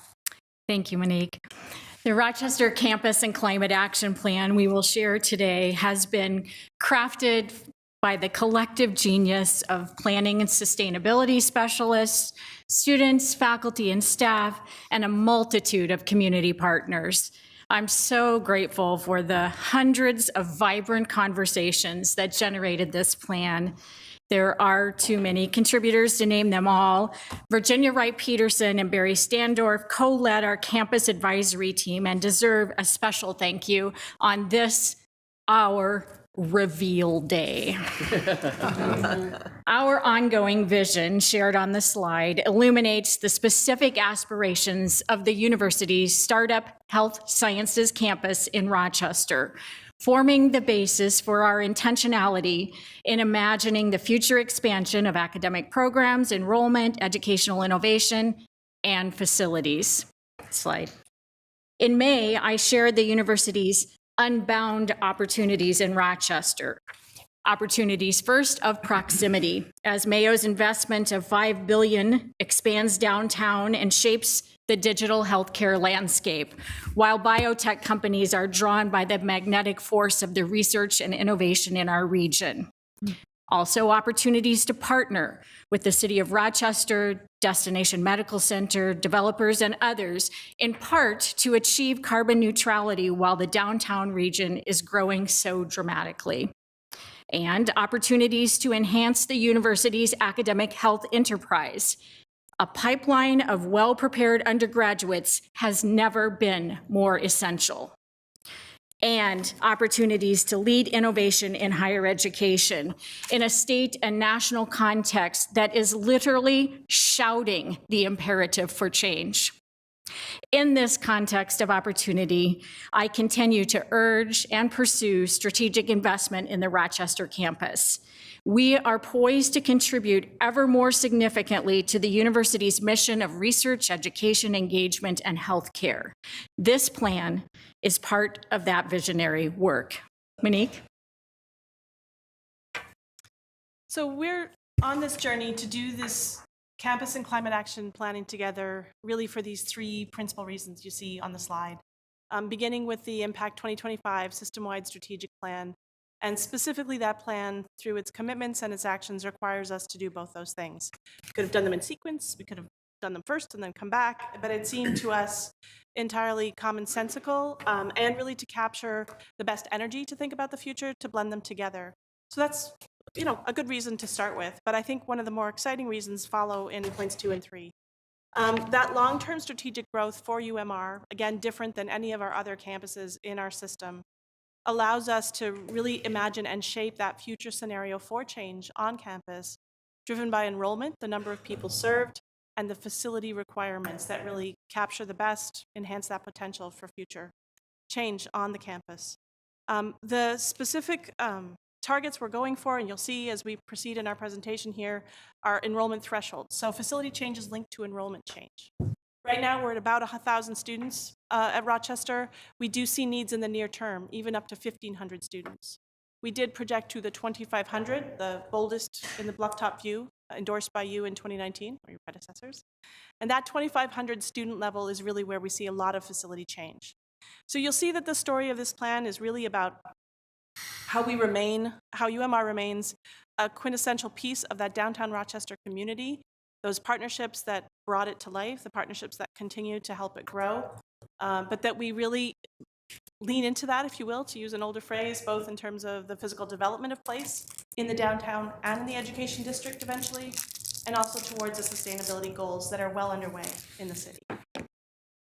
At this point, I'm just going to spend a moment reminding you about how we set the context of building these plans. We really begin, prior to getting into the analysis specifics, but we take a hard look at every chance we do one of these plans at the surrounding context. This community context in Rochester is really about thinking about what's happened in the recent history, yes, but also to set the horizon. A near-term horizon of up to 10 years and a longer-term horizon up to 30 years, in fact.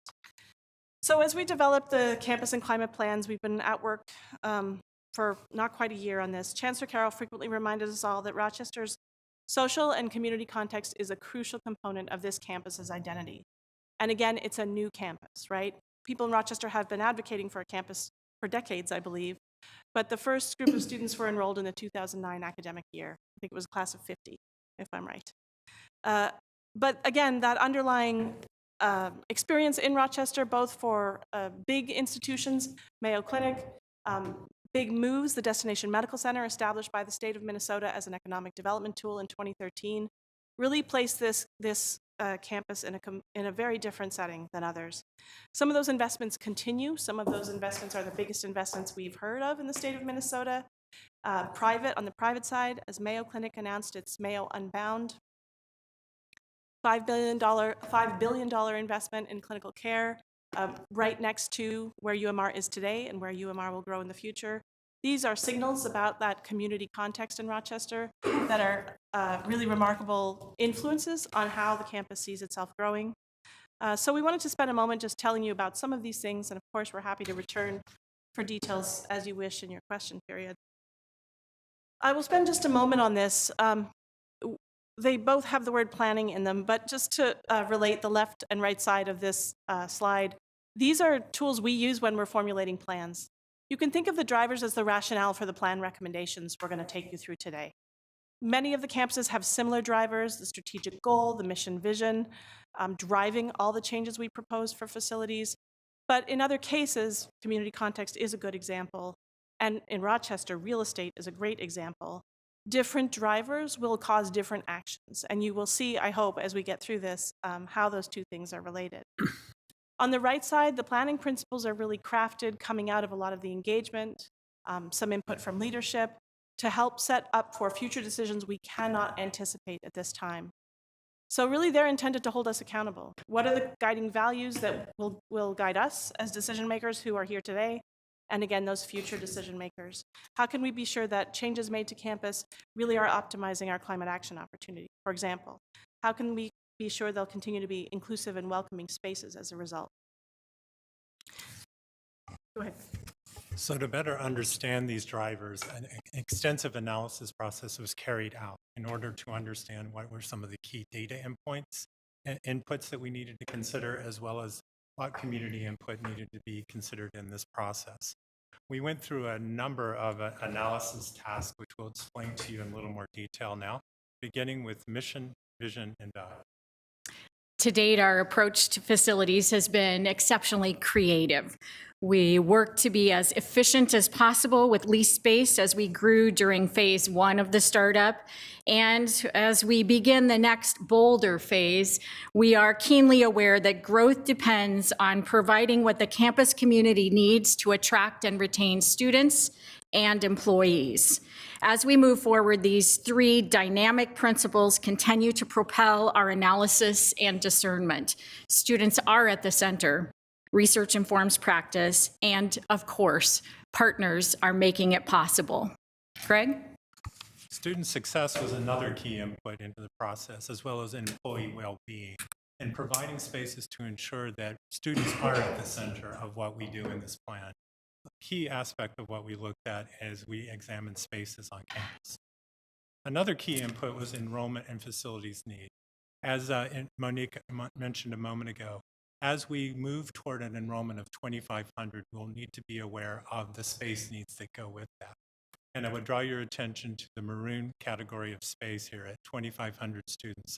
There will be need to really take on board new office space, new classroom space, other spaces that will support the mission of UMR. Real estate and lease space is also an important aspect of this. As you know, UMR is unique in that it leases most of its space. And in order to plan for growth, we need to ensure that we're looking ahead to when these lease terms come to their end, and that we're planning ahead to negotiate terms that help deliver on their needs as well as the climate action goals. Partnerships make it possible, and key to this are the partnerships that have been established in Rochester and the importance of really working with those partners to deliver on a number of shared opportunities around teaching spaces, around childcare, and importantly around climate action planning. Consideration of how people move now in the future is critical to both plans. Transportation is integral to people's experience of and the satisfaction with the university's environment. And it's also a significant contributor to greenhouse gas pollution and infrastructure that detracts from other uses of space. As you might expect, many students currently live on or near campus and walk, bike, or take transit to get to UMR or nearby opportunities with partners. And conversely, a good portion of staff and some faculty and students arrive to campus in single occupancy vehicles. And as Greg and others have mentioned, the development by partners intensifies around UMR. It'll be really critical to support the shift of the mode of transportation to more sustainable modes and enhance people's access and satisfaction with the campus while also realizing our climate objectives. Next slide. The analysis also looked at future climate projections and what UMR can expect. As we've discussed with you in previous campus and climate plans, there's a certain amount of climate change already baked into the system. And the plan accounts for a range of future possibilities from moderate to severe climate change scenarios.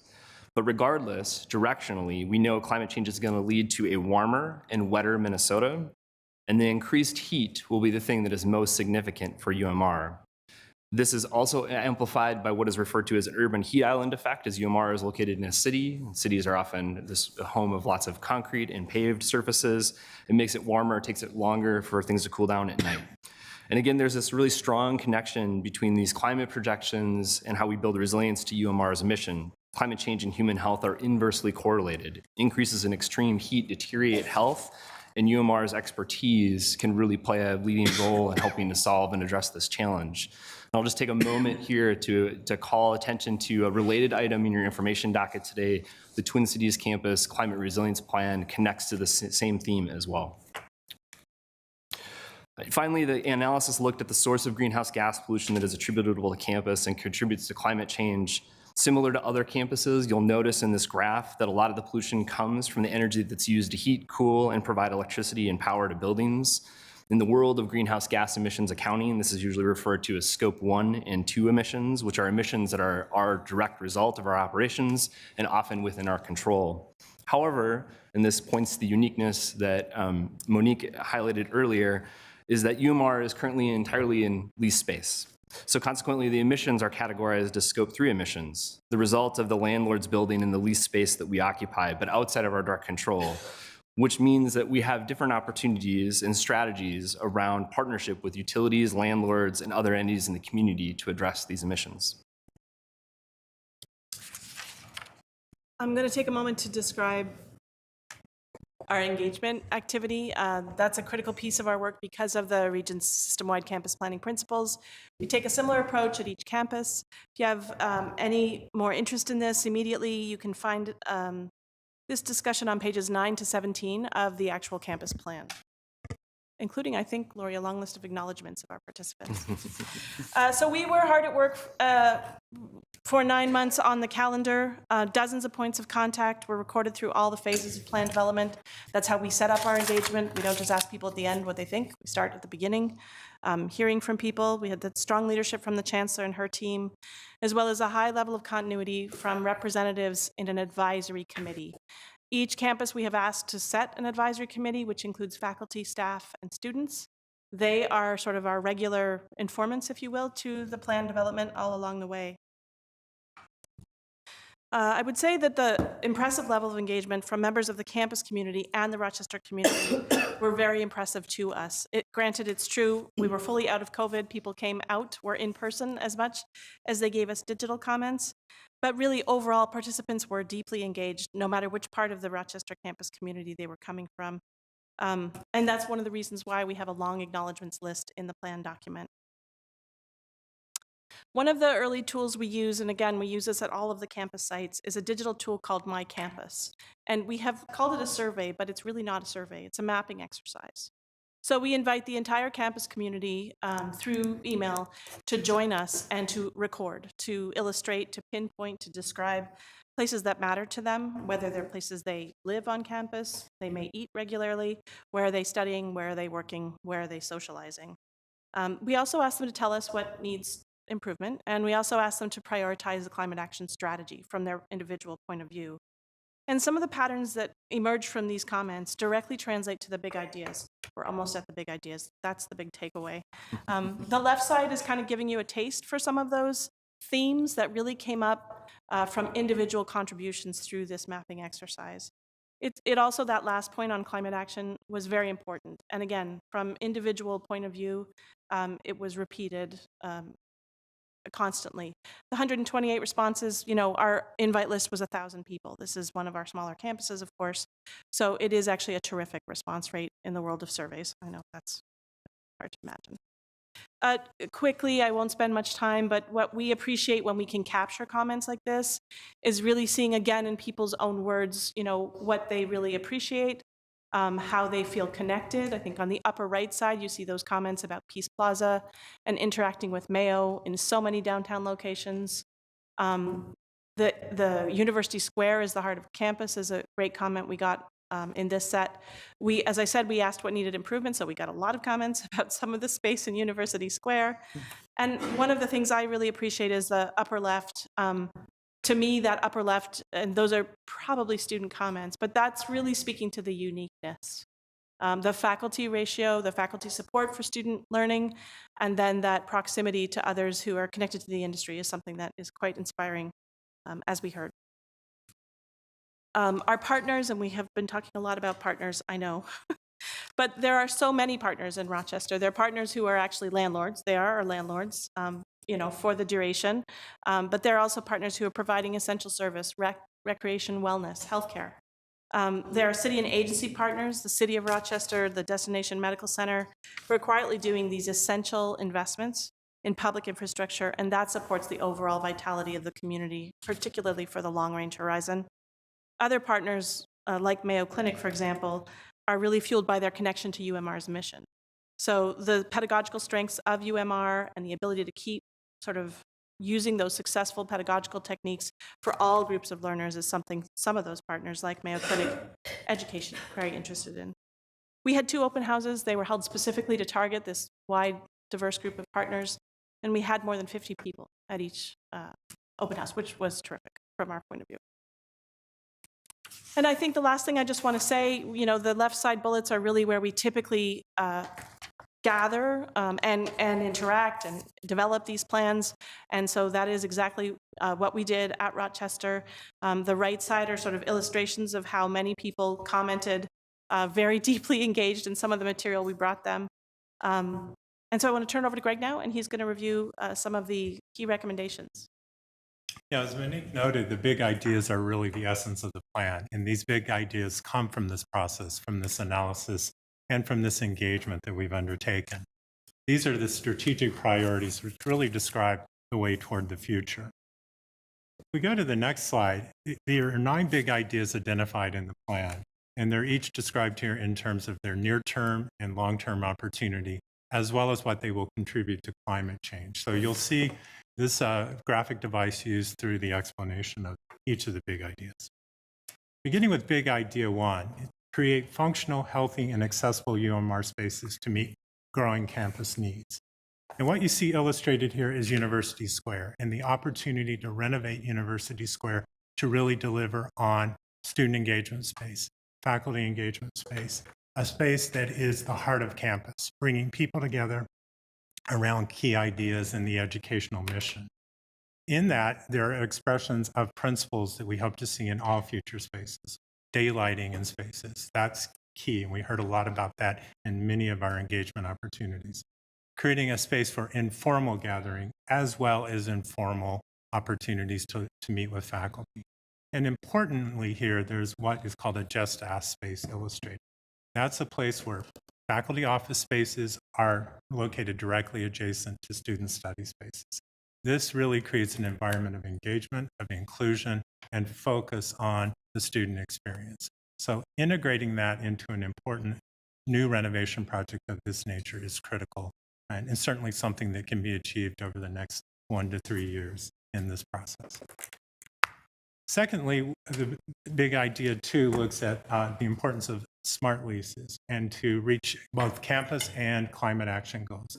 You see here illustrated the lease timelines in their due dates, if you will, when they're coming up for renewal. That's important to consider as we go to renegotiate these leases to deliver on those types of spaces we want to provide to students, as well as the type of climate action goals we'd like to achieve in this process. That is also important to think about relative to broader initiatives underway, such as Rochester Public Utilities decarbonization goal by 2030. And if that's achieved, UMR will experience a 96% reduction in carbon emissions. So it's an important factor to consider in the overall context of planning and these lease arrangements. Number 3, plan for new UMR specialty spaces. These are spaces, we've mentioned one already, the heart of the campus, but clustered around that, there are opportunities to think about an instructional development center, an internship and career center, all of those things that, again, support student engagement and the educational mission here at UMR. Big idea number 4, developing the education district to support enrollment growth. As expressed already, as enrollment approaches 2,500 students, there will be this need to plan ahead for additional space in housing as well as campus life and support space. That could include another Just Ask environment, as we've just explained. But importantly, in doing that, we want to maintain a presence in downtown to foster those partnerships that have previously been described. But in building in the district, we can deliver on better buildings built according to B3 guidelines and the SB 2030 energy standard. And also, we can also deliver on some of the outdoor space requirements. These are important to the enrollment as we have more students and more desire for outdoor engagement and recreation space. Big idea number 5 is to work with partners to create additional specialty spaces. And by working with these partners, we can deliver on those types of needs that would be difficult to do on their own. So working with Mayo and DMC and other partners, there are opportunities to provide VR simulation centers, for example, childcare. That was mentioned several times in our process. And also deliver on these other amenity spaces that will enhance the student experience, outdoor and indoor recreation, for example. Big idea number 6. Now, the remaining 4 here really focus on some of the climate action opportunities and integrating this campus plan with the climate action planning. So number 6, work with the City of Rochester and DMC on carbon emissions reduction goals. That's important because this is a collective effort, and certainly each of those entities have their own carbon reduction strategies. So working with them collectively to support opportunities around green leasing, to think about thought leadership and just a collective community spirit around some of the initiatives that we'll take to deliver on climate action planning. There are also important opportunities around just really thinking through what DMC will offer to this process. So you can move forward. So big idea number 7, reduce emissions from vehicular transportation and make sustainable commuting the easy choice. Investments in the BRT system in Rochester, that's an important opportunity to integrate that into the planning. More EV charging stations, clearly important. Taking on board the initiatives to get more people to live downtown. But this is important because by 2034, we expect that most of UMR's emissions will come from transportation-related sources, with those other measures already in place. So our target by then is to have 50% of employees and 60% of the students commuting other than by car. So walking, biking, or using transit. Big idea number 8, continue to expand integration of climate action, climate resilience, and sustainability into UMR curriculum and co-curricular activities. Already underway, you see some of the initiatives here outlined, but that'll be important to ensure that we're providing space in the social fabric in the campus context to encourage these type of activities to take place. Big idea number 9, advance climate and community resilience priorities on campus. As we think out to the future and what the campus can deliver on, it'll be important to think of community initiatives such as the food pantry that offers discrete opportunities for food security for students. We'll need to think about the transportation options that we would want to encourage in this new context, and obviously thinking of recycling and encouraging public transportation use, all important part of this future. So all in all, an exciting future around partnership, around new types of delivery of education in this context. We'll just spend a few minutes talking about the time horizon and those near-term actions we believe coming out of this plan are what we envision next year's, near-term years. So on the left side, we're really talking about UMR-driven needs, projects related to campus life. The heart of the campus, which you saw in the earlier big idea, is really a social place for students, but it's also a gathering place for faculty. It's related to the idea of student support, so academic counseling, just ask, but it's also a living room, a social space. And we believe that is altogether possible within the University Square footprint that UMR currently occupies. The Internship and Career Center and the Academic House, those are also near term, again, as the enrollment grows beyond 1,000. Instructional Development Center, that's again capitalizing on the pedagogical strengths of UMR, working with other partners. How do you educate the educators, and how do you take those outcomes that UMR's faculty are really committed to and apply them in that kind of setting? More learning spaces, different learning spaces, classrooms and labs, again, as the student headcount increases. And we have some faculty and staff office needs. On the right side, those partnership initiatives, a lot of those showed up on one of the big ideas related to continuing to work with Destination Medical Center. And they have been a great broker for common good efforts that benefit many parties. in downtown Rochester. So we talked about immersion learning, virtual reality space, indoor and outdoor recreation, childcare, and wayfinding, campus safety. Skyways are terribly important in UMR right now. The campus is distributed across multiple buildings, and for sure students in their first, and maybe you've heard this yourselves, but in their first month, 2 months, maybe even the first semester, they're still not quite sure how to get around. So these are very pragmatic, but very important inclusivity, welcoming efforts for us. So that's the near term for the campus plan. In terms of immediate term actions around the climate plan, I will say that UMR is a unique campus and has really, truly unique opportunities in this space. Collectively, the actions that were described in the big ideas that Greg outlined and the other things we've shared with you today can in total reduce UMR's emissions by 85% over the next decade, which is a really tremendous, probably in the country would be an unprecedented level of reduction in emissions for a higher ed campus on that pace and that time scale. And that reduction is really, as Greg pointed out, deeply dependent on Rochester Public Utilities achieving its clean energy goals. And so our support for that action will be incredibly critical. And then to ensure that we're in spaces that we lease or that we build at a later date that are connected and benefiting from that clean energy supply, supporting and integrating with the City of Rochester's thermal energy network will be an essential part of that program and that process. Thank you, Shane. We're ready to get started. This summer, we're designing new academic programs and related enrollment plans to meet critical needs.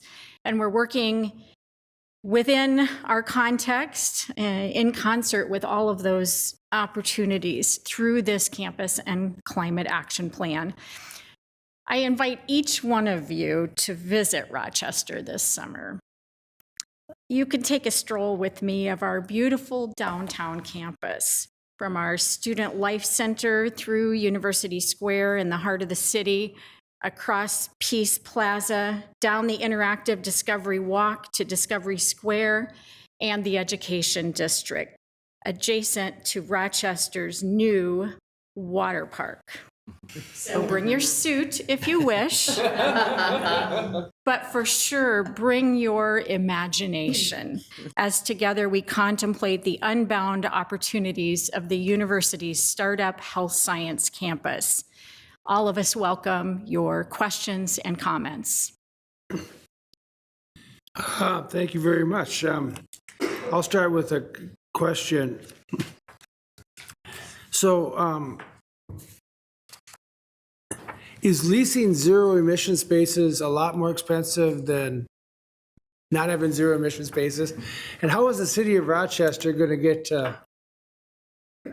zero carbon on their electricity when we're having such a high growth in that whole area of the state? Yeah. And then I have one more follow-up. Absolutely.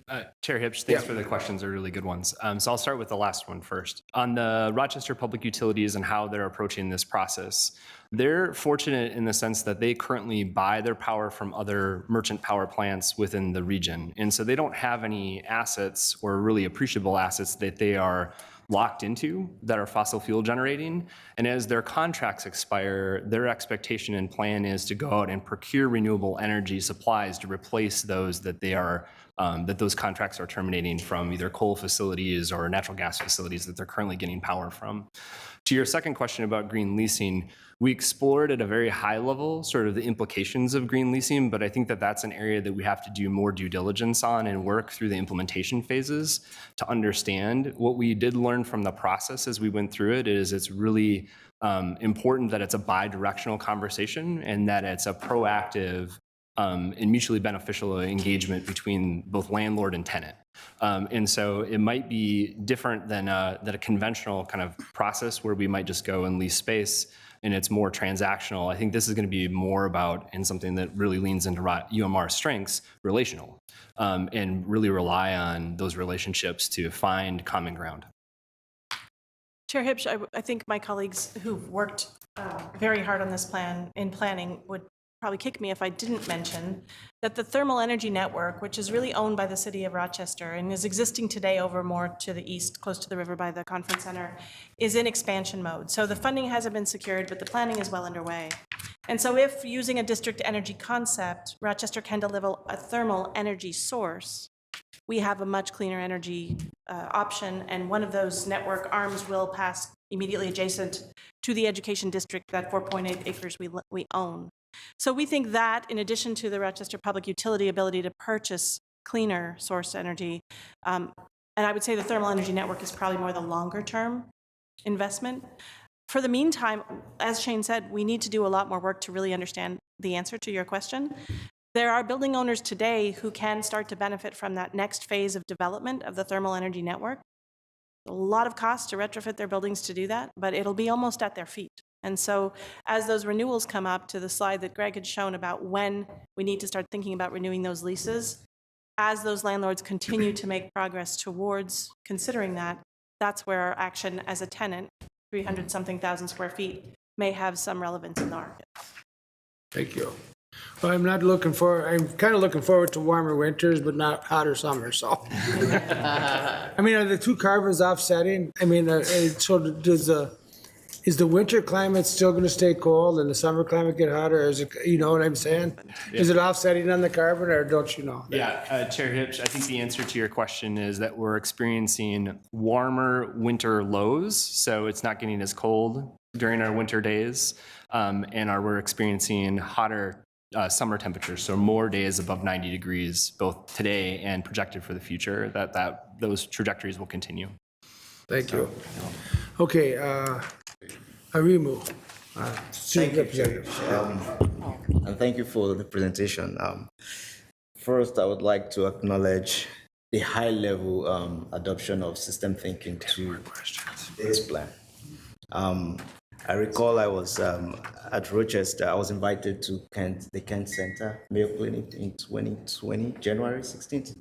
Yeah, my date is different. And I remember it was in the winter. It was really cold, and the memory, I've not gotten over it because I wasn't putting on a winter boot that day. It was not funny for me. And the other time I visited Rochester was, I think, 3 weeks ago. But I've not visited UMR. And so you've challenged us, and I know I have a plan with some of my folks to visit the place this summer and see some of the things that you've talked about. But one good thing I really love about what you've just said is during some of my engagement as a student senator, I've interacted with students representatives from UMR. And some of the things they've mentioned to us in the past have been the need for a recreation center. And so when you mentioned that, one of your big plan number 5, sweet, thank you. The other one was childcare, excellent. I know those are some of those amenities that could attract folks to that, that side of the state, let's put it that way. But there's one more thing. I know you have, one big necessity for human survivor is food. I remember I had somewhere at Mayo Clinic that day, and I enjoyed the meal. And sometimes, because if you're looking for diverse population of students, then our food should be diverse. So I don't know if that's there, but that would be interesting to know. That's one big thing that could attract diversity. Many of us, some people, I know some folks who would go somewhere only because there's the food that they would eat. If it's not there, forget it. They're not interested. Great point. So that's one big thing I thought I should just mention in passing. Otherwise, you've done a great job. Thank you. That's a great point. Thank you. Any other questions? I'll ask one regarding our land. What's the plan for our land down? Yeah, that's what I wanted. Do we have anything yet? Chair Hipsch, Yeah. we have 4.8 acres in the education district. Yeah. We really foresee that we can, in the near term, begin to start using that land more towards the idea of amenities. So maybe there's riverside trails that the whole community wants to pursue. We believe as we start approaching that 2,500 student mark, so maybe we're at 2,200, we'll start initiating a capital project to develop that land for housing and for some of these academic spaces we've talked about that really are about the student experience. Okay. So we don't believe that's going to happen in 10 years. If we have good news, then we will start, but we'll be able to see as our enrollment sort of steadily increases, and we'll work backwards in terms of an investment for a build condition. That's what the plan is recommending. And as you remember maybe from the enrollment graph, the space needs start to really chart high by the time you're beyond 1,500 students. And so you have to make a decision at that point what to do about meeting the needs.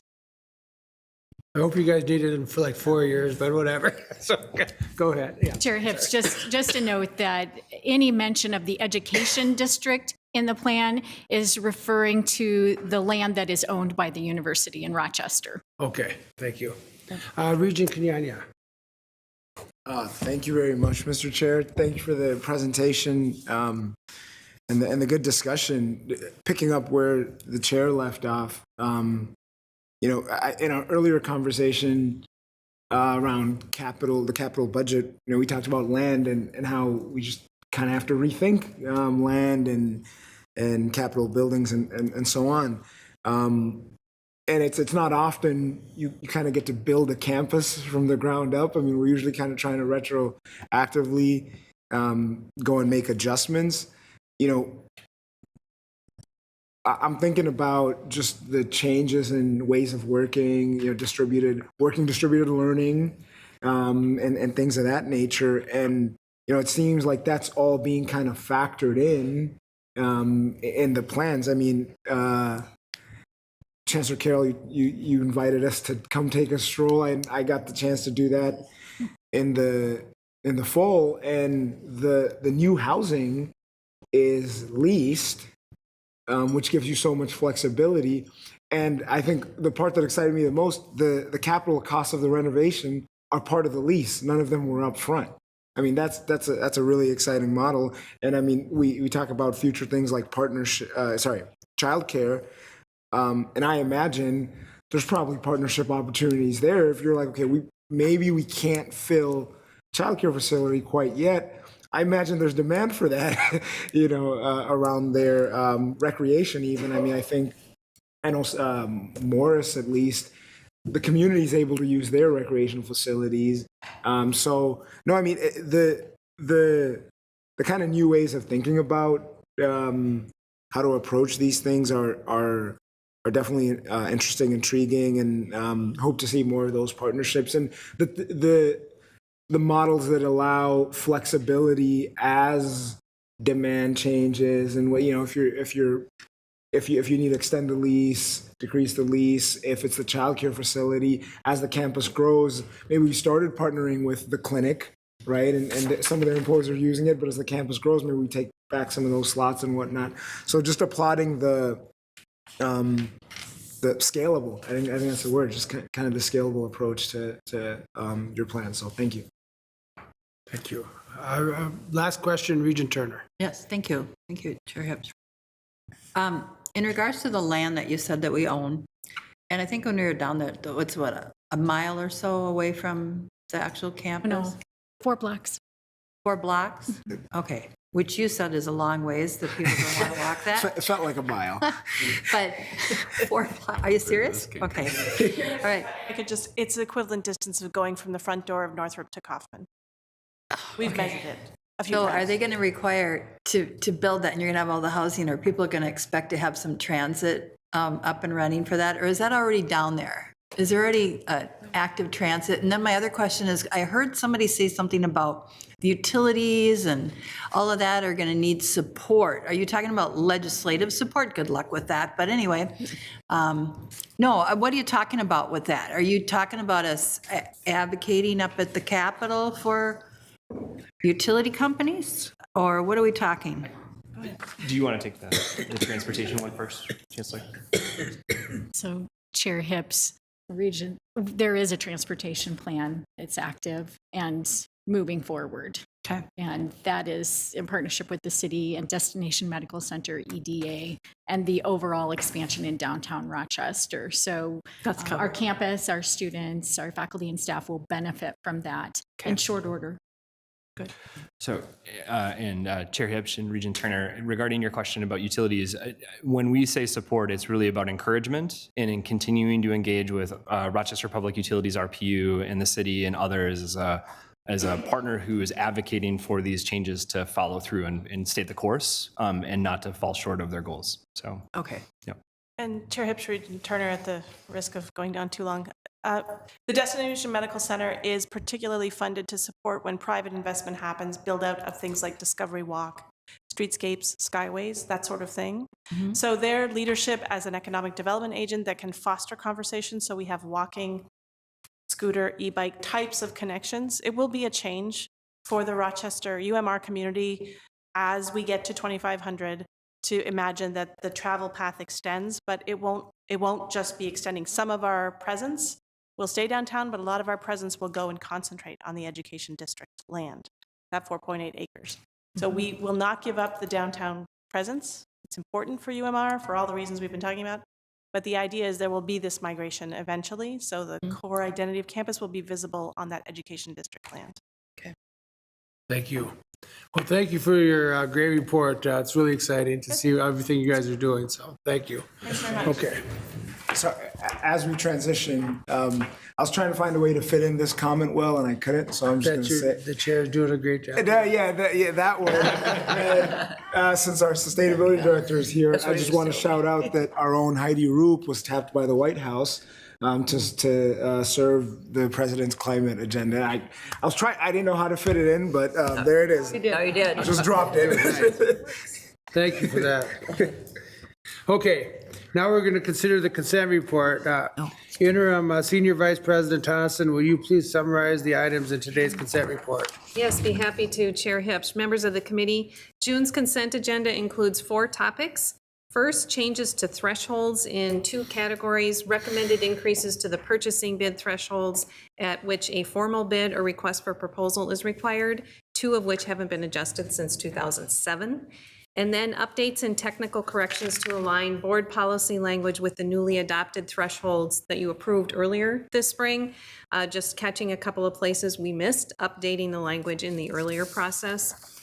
Second, we also have 2 employment agreements for the Twin Cities campus. The first for William McGovern as Dean of the Law School, and second, Raj Singh as the next Vice Provost and Dean of Undergraduate Education. Next, we seek approval for changes to the list of previously authorized capital projects identified for financing through proceeds from our long-term capital financing program, removing some that aren't at the correct stage for that vehicle and adding others that are, all in the interest of making the best strategic use of that program. And finally, we have 4 purchases of goods and services meeting the threshold for board approval. These include 2 contracts for services related to our energy management systems on multiple campuses, both for development of utility energy plans and for operating 3 heating and energy generating plants on the Twin Cities campus. An amendment and extension to our contract with Learfield Communications for athletics multimedia rights. And finally, a master service agreement with Rise and Shine and Partners to provide marketing services for the university as a whole, which will benefit us in many ways, including the next phase of our University of Minnesota campaign efforts. And that concludes my remarks on the consent items, Mr. Chair. If anyone has questions, we'd be happy to. Okay, thank you. Now, before I invite a motion to approve the consent report, you are welcome to ask questions, make comments, or ask for an item to be separated out from the report, to be voted on separately. Are there any questions, comments, or requests to separate an item out? Hearing none, is there a motion to approve on behalf of the board the consent report? So moved. Second. There's been a motion and a second. Is there any further discussion? Regent Kenyanya. Thank you.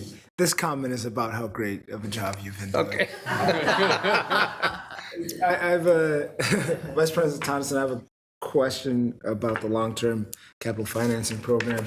As I was looking at the materials, the 328, such a large number, just kind of, I was like, whoa. Can you comment on, I guess, when we initially got the Century bonds, how long did we think they would last us?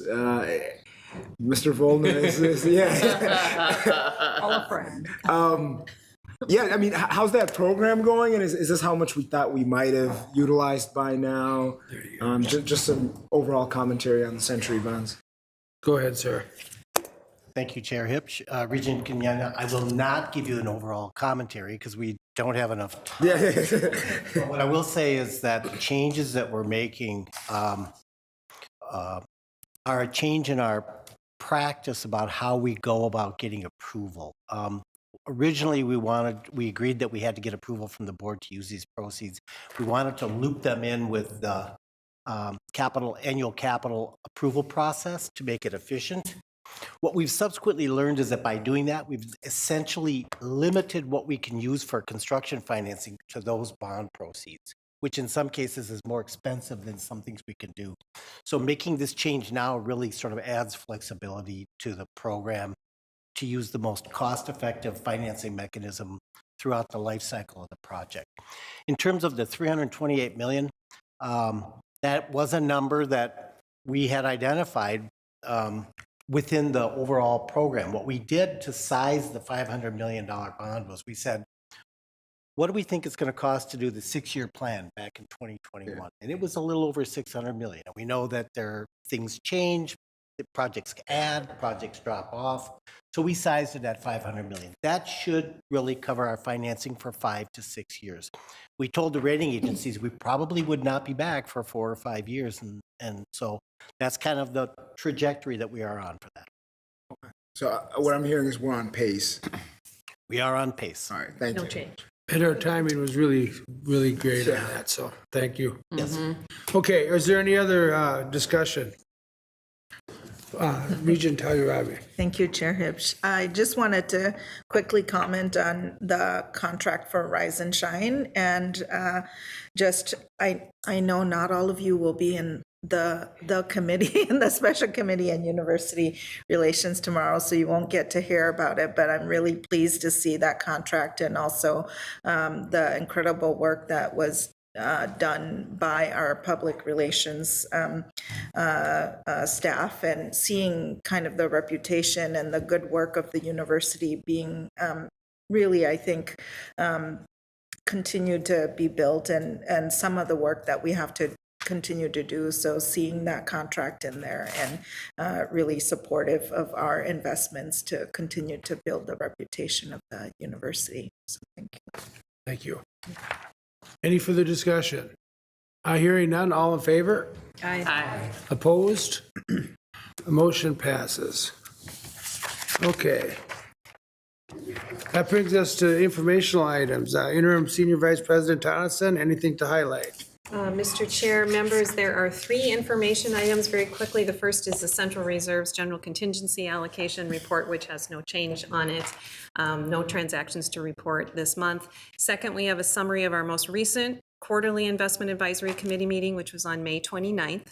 And then lastly, we have the Twin Cities Campus Climate Resilience Plan. This is an addendum to the Twin Cities Campus Climate Action Plan that was presented to the board in 2023. It builds upon the work of that climate plan by outlining strategies to address our climate-related vulnerabilities and enhance our existing strengths. And that concludes my remarks on the information items. Thank you. Thank you. Any questions or comments on those information items?